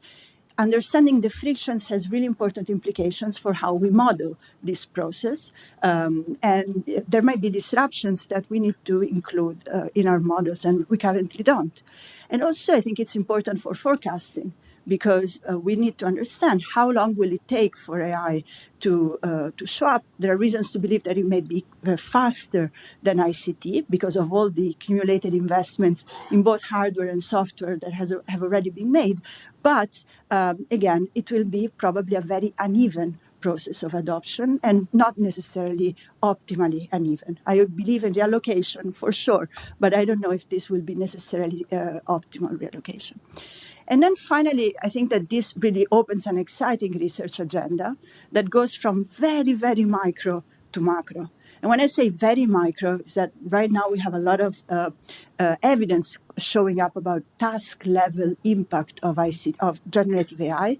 We need, I think, to have a much deeper understanding of the organizational implications of generative AI. And several studies I know are in the works, but that's, I think, a critical piece that we don't really know much about right now. We definitely need to invest in the census. We need to invest in organizations that work with the census to collect this harmonized information on generative AI adoption, firm level characteristics, and productivity. And this is my plea to macroeconomists who do theories. We need models of technology diffusion with organizational frictions. Right now, we are working with task models that tell us what happened from one equilibrium to another, but we don't have enough instruments to understand the trajectory and the adoption frictions. I'll conclude with just one more thought. This is also important for policymakers.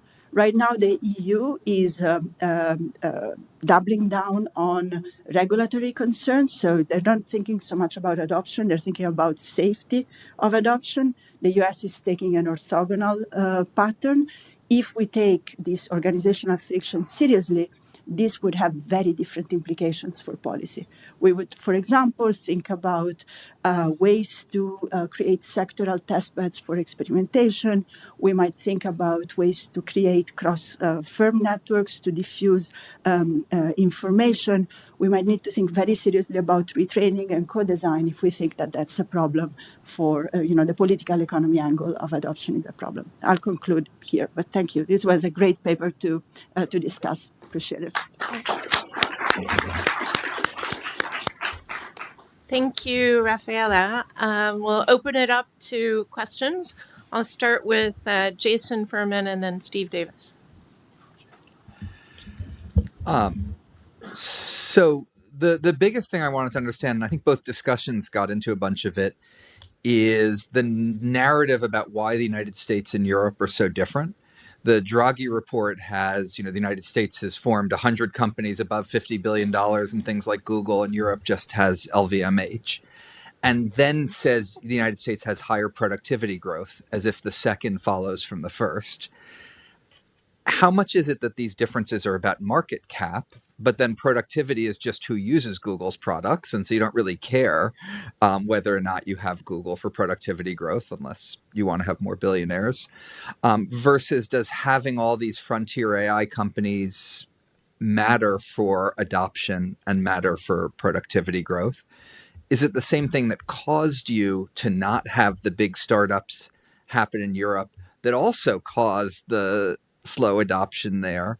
Or is it, as I think the paper seems to suggest, just all about management, culture, and organization, and doesn't really have anything to do with any of these regulatory, capital market, taxation, and all the other things that the Draghi report uses as the difference between them. So just a richer understanding of that. Second, I was curious if the empirical findings are effectively refuting the J-curve, because you get extremely quick from adoption to positive productivity, whereas the J-curve, I thought, would say the people who are adopting it more have more people wasting their time not doing useful stuff, and might have lower productivity growth. So is this an empirical test that finds something different? And then finally, I'd be curious just to scope what we might get in terms of productivity, what the sort of full adoption level increase in productivity would be if the technology is frozen where it is today, as just, which would help us think about a lower bound of what this might ultimately do. Steve? Thank you.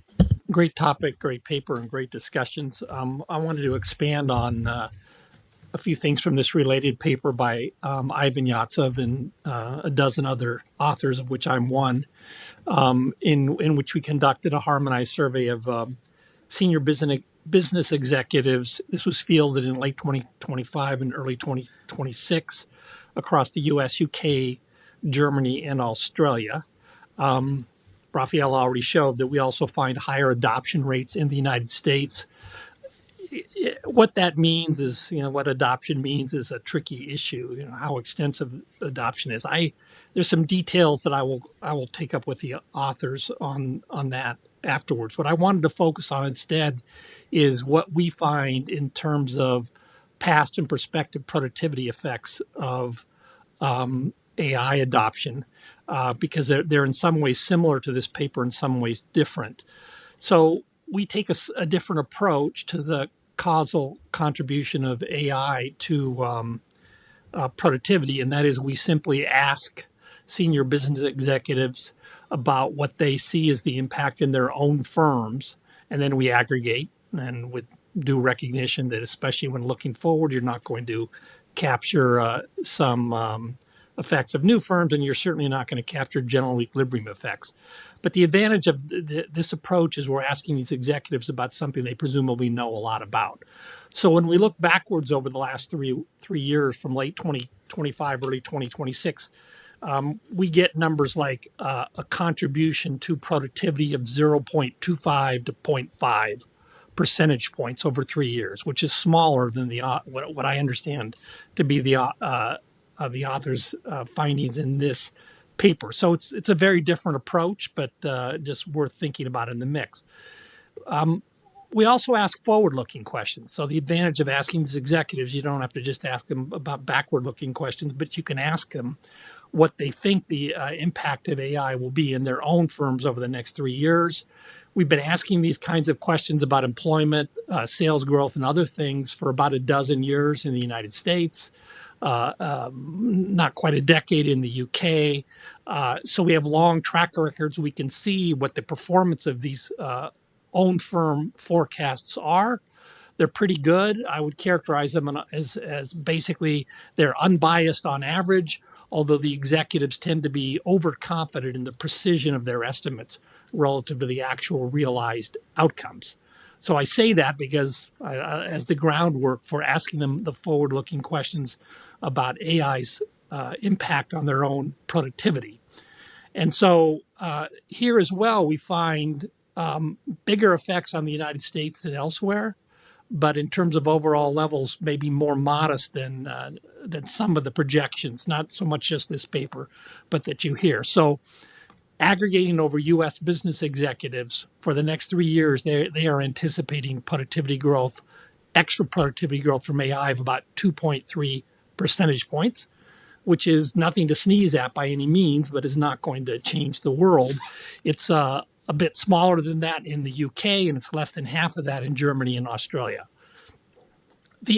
So that, and again, the rank ordering is kind of very similar to, I think, what you see in this paper and other work.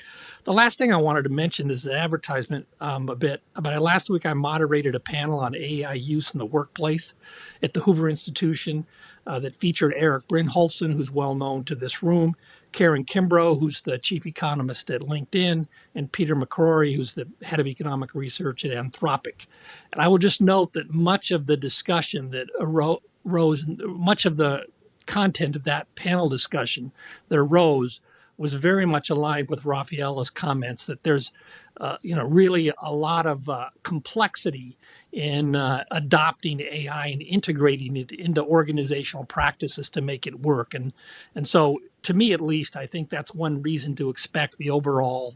It may not be as slow as it was for computers, but to expect it's not just a matter of adopting these policies and immediately getting these high productivity gains that you can see in some very specific settings, that there's a lot of complexity, resistance for various reasons to that integration. And I just want to second Rafaela's comments. We need to be thinking about this process carefully if we're going to be in a position to both understand the adoption and productivity effects of AI looking backwards, but also to have some reasonable basis for assessing what's likely to happen over the next few years.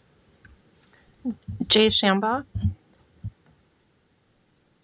Thanks. This was really interesting work. I'm glad John Skinner's here because it reminded me of one of my favorite stylized facts from a paper, which is from his paper with Doug Steger a number of years ago, that the same geographies in the United States did technology adoption over like a century. So it's like the same ones that did new farm technology were the same ones that did PCs first, were the same ones that did beta blockers in hospitals first. And so just like radically different sectors, radically different everything. And so it made me wonder if you've looked across geography in the United States at all. And for that matter, in not just you're doing US versus Europe, but as you noted, you've got very rich differences within Europe. And so it made me wonder whether the same places are doing adoption that did prior technologies first, both within the US and within Europe. Because if it does, I think it then points to some of these questions about how much could policy affect this. If it's the same places over and over, it does seem to point more towards education and culture and attitude and things like that might be harder to shift. Thanks. Wen Chen. This is an amazing paper and with a very valuable data set. I would like to pick on the point on government management practices. I just wondered how generalizable this conclusion might be to explain the gap in adoption, because if you think about China, so in terms of governance practices or corporate governance, management, etc., and Europe seems to be closer to the US than China is, but China presumably should have a relatively high rate of AI adoption. So based on my observations, I tend to share Jason's view that both China and the US have a high concentration of these large big tech companies or these platform companies, which were created during the last dot-com bubble or like after that. But these are really the powerhouses of the current generative AI boom, and they have the best large language models and with significant spillovers to the rest of the society and possibly affect the adoption rates in these small companies as well, and also entrepreneurial activities, because basically all the agent models are based on top of these large language models. Yeah. Ricardo Reis.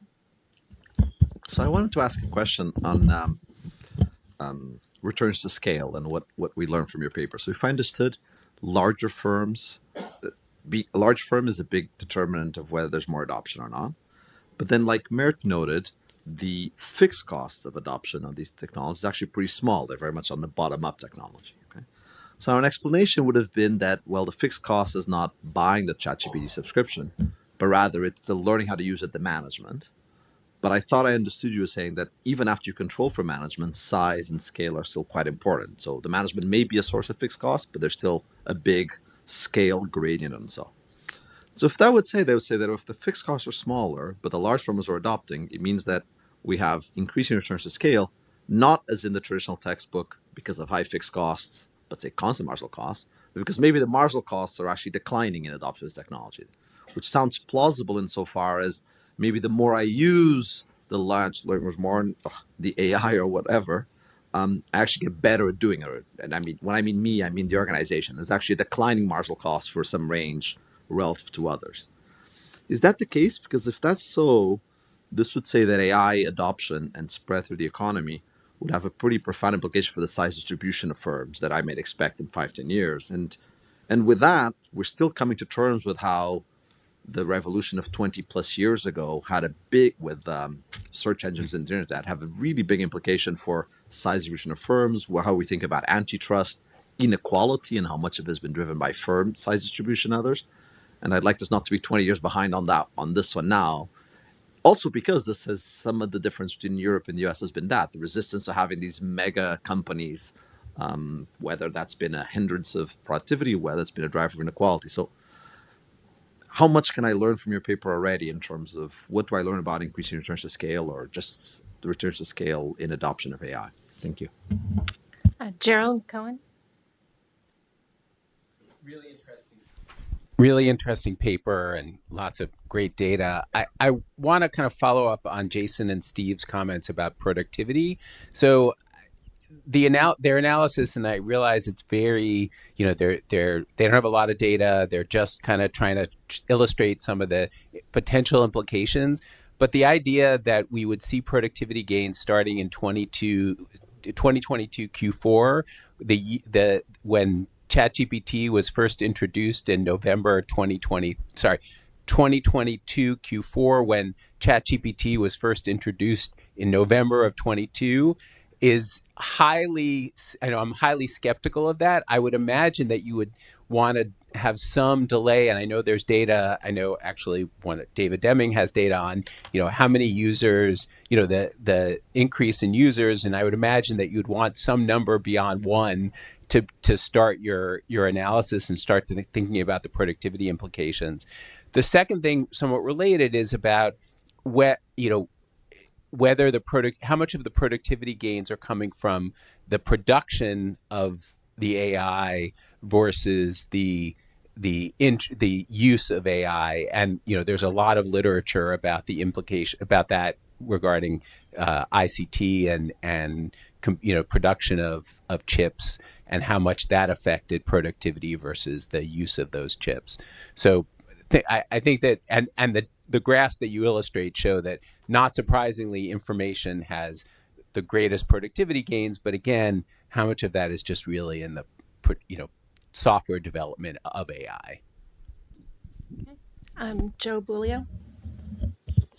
Thanks, Gerald, for setting up my question. Notwithstanding the fact that the discussion so far is focused on all the interesting questions, I want to ask a particularly uninteresting question, which is and it's motivated by the comparisons to the early 2000s, late 90s, and the ICT revolution, which is based on my experience. A lot of the observed productivity gains in macroeconomic statistics was generated by producers of chips and the way or producers of the equipment itself. And the thing is that it was it took us a while to figure out exactly how to think about this, how to measure these things. But there was a setup to it that was pretty easy to measure at the end of the day, which was, to be overly simplistic, as we spent the same amount of money on a 386 as a 286, but we could observe that the 386 was so much better than the 286 because the prices of 286 just collapsed to zero. And I'm wondering if the statistics of the current situation, and it's important too, because it's not going to be like, okay, we have generative AI and boom, we're done, is there's going to be technical progress in the production of this software.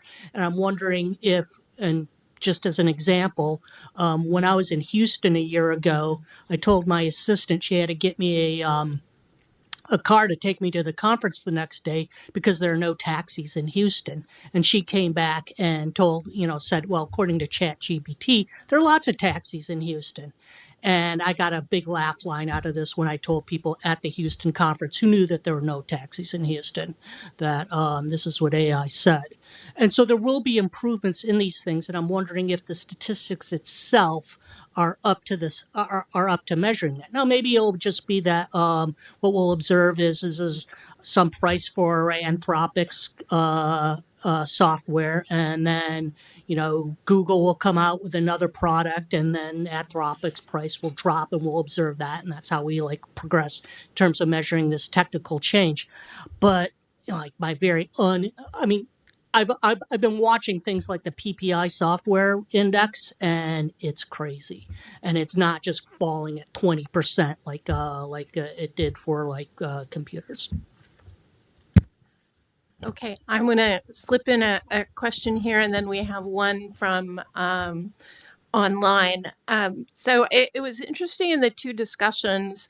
Both of you noted the effects of uncertainty, but you had opposing implications. So Mert was worried about something which we traditionally worry about as uncertainty causes delay, because in your case, you're not sure what AI you should adopt or how you should adopt it. It might be better in the future, so you might want to wait. Rafaela, when uncertainty came up, said, no, on the other, you didn't contrast, but I will. On the other hand, because of the uncertainty, you want to jump in and embark on your experimentation. And you see something similar actually in R&D, where in most cases, when faced with uncertainty, large investment projects will be delayed, and we see that cyclically. But R&D doesn't exhibit that kind of behavior, and especially during COVID, R&D actually rose because R&D allowed you to address the uncertainty and to resolve some of the uncertainty. And this is another Pindyke result from long ago, but it's sort of getting new legs in the AI era. And so I wonder whether some of this potentially faster speed of adoption may be because adoption allows you to resolve some of the uncertainty about AI. Because the classic delay effect is that you learn, but you don't have to invest in order to learn.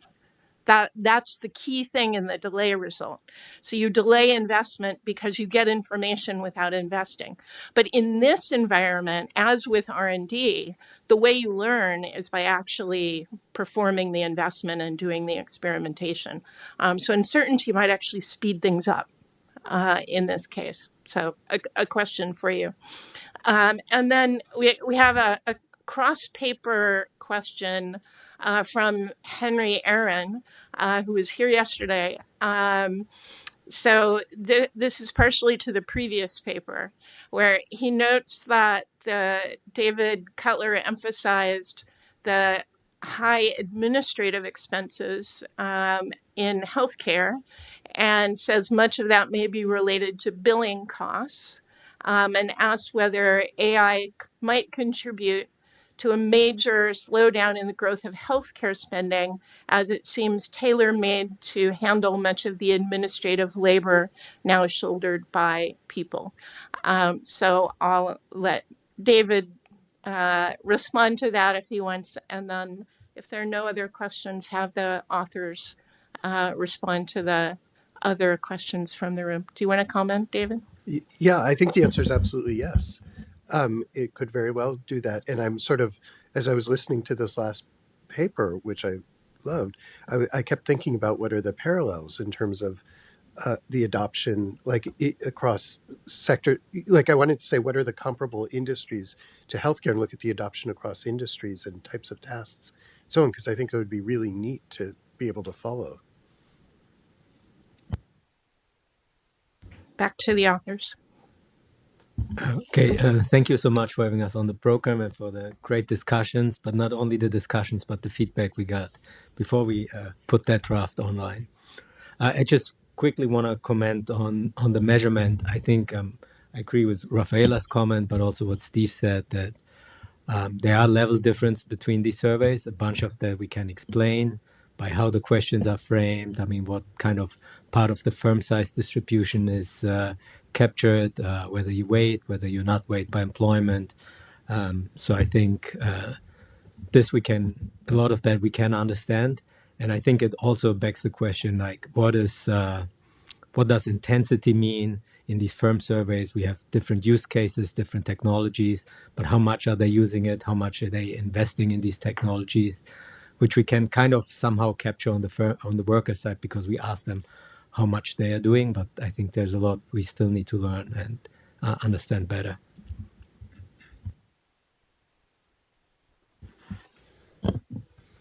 Yeah, thanks for the great questions. I'll just talk about a few of the ones that related to some of the productivity aspects. So one question was, with the past ICT period, how much of the growth in productivity in the U.S. versus Europe was due to the production of ICT versus the diffusion and kind of average businesses and things like this. My read of the literature is that some of the gain in productivity comes directly from the IT producers themselves, but another big part comes from the fact that IT producers produce a lot that is then used by other firms throughout the economy. And so that productivity gain from one sector kind of flows through into a lot of everyday businesses in a variety of industries. So at least that's the way I think about it. In terms of the magnitudes of the productivity gains, 2 to 3 percentage points versus somewhat lower estimates from Steve's paper on what executives thought. I mean, our samples kind of limited, the confidence intervals are kind of wide. So I'm not sure I would hang my hat on, say, 2 percentage points versus 1 or something like that. I think what we were most interested in is, can we see anything at all or not? And at least in the cross section, you do appear to see something, which we thought was interesting, which we didn't see for employment. So we thought that was interesting also. And then maybe just one more comment about the timing. I mean, on the one hand, I think you see and pick up in aggregate productivity very early, in mid to late 2023 when ChatGPT was released in late 22. At the same time, ChatGPT is one type of AI technology. There were other types of AI technologies that had been developed for several years before that. Some of the increase in aggregate productivity could be related to the production of AI as opposed to the user benefits too. So I think it's super interesting to dig deeper into that. But yeah, I'll just leave it there. Thanks. And just one more thing. I mean, we show for the European data also the time series on adoption of all these AI technologies, which generative AI is one smart part of it. But you can see really between 24 and 23, things really picked up. And they accelerated between 25. So the estimates that we report, they are the cumulative ones over this period. It was not saying that like in 2020, like the last quarter of 2022, like all of a sudden all these gains materialize, right? So it's a cumulative thing over an extended time period. And you really see these technologies on the firm side being way more adopted over this period. Yeah, thanks a lot for all the comments. Short answer from my side to Jason's comment on the EU-US productivity gap and the role of management practices. So does this mean that all the factors in the Draghi report don't play a role? It's all in management practices. I think a lot of factors in the Draghi report are very much influencing management practices. So now that I'm leading a large organization in Germany in the public sector, where we also see the management practices are lower on average. I mean, it's this question, right? How much can you make worker progression depend on performance rather than tenure? What are the possibilities to dismiss workers who are not working well? And so all this organizational restructuring, I think, is much harder in Germany because of very tight labor market regulations, which the Draghi report also points to, and which we are capturing partly in this management practices when you think about it across countries. But then obviously there's a lot of also going on within countries, which we also observe in the data. But in that sense, I wouldn't say that means that all these factors don't play a role. I would say they are reflected in the average management practices across countries. Other comments from the authors? Okay, then thanks very much. Great job. Okay, so I want to thank all the authors for their great papers and the discussants whose presentations here were fantastic, but their people who participated in the conference know that their work and their contributions began many months ago, reading first drafts of the papers, and their work really shows in the final product. So that's much appreciated, as well as all the people who contribute to the discussion here. But of course, we have to thank the people behind the scenes with whom this conference would not function at all. So Hao Wen over here, who keeps us all working, and Megan, who's helping with the run of show while we're here. So many thanks to them. The fall conference is September 24th and 25th. Back here permanently now, and lunch is available outside with box lunches. So thanks for coming. Great to see you all. All right.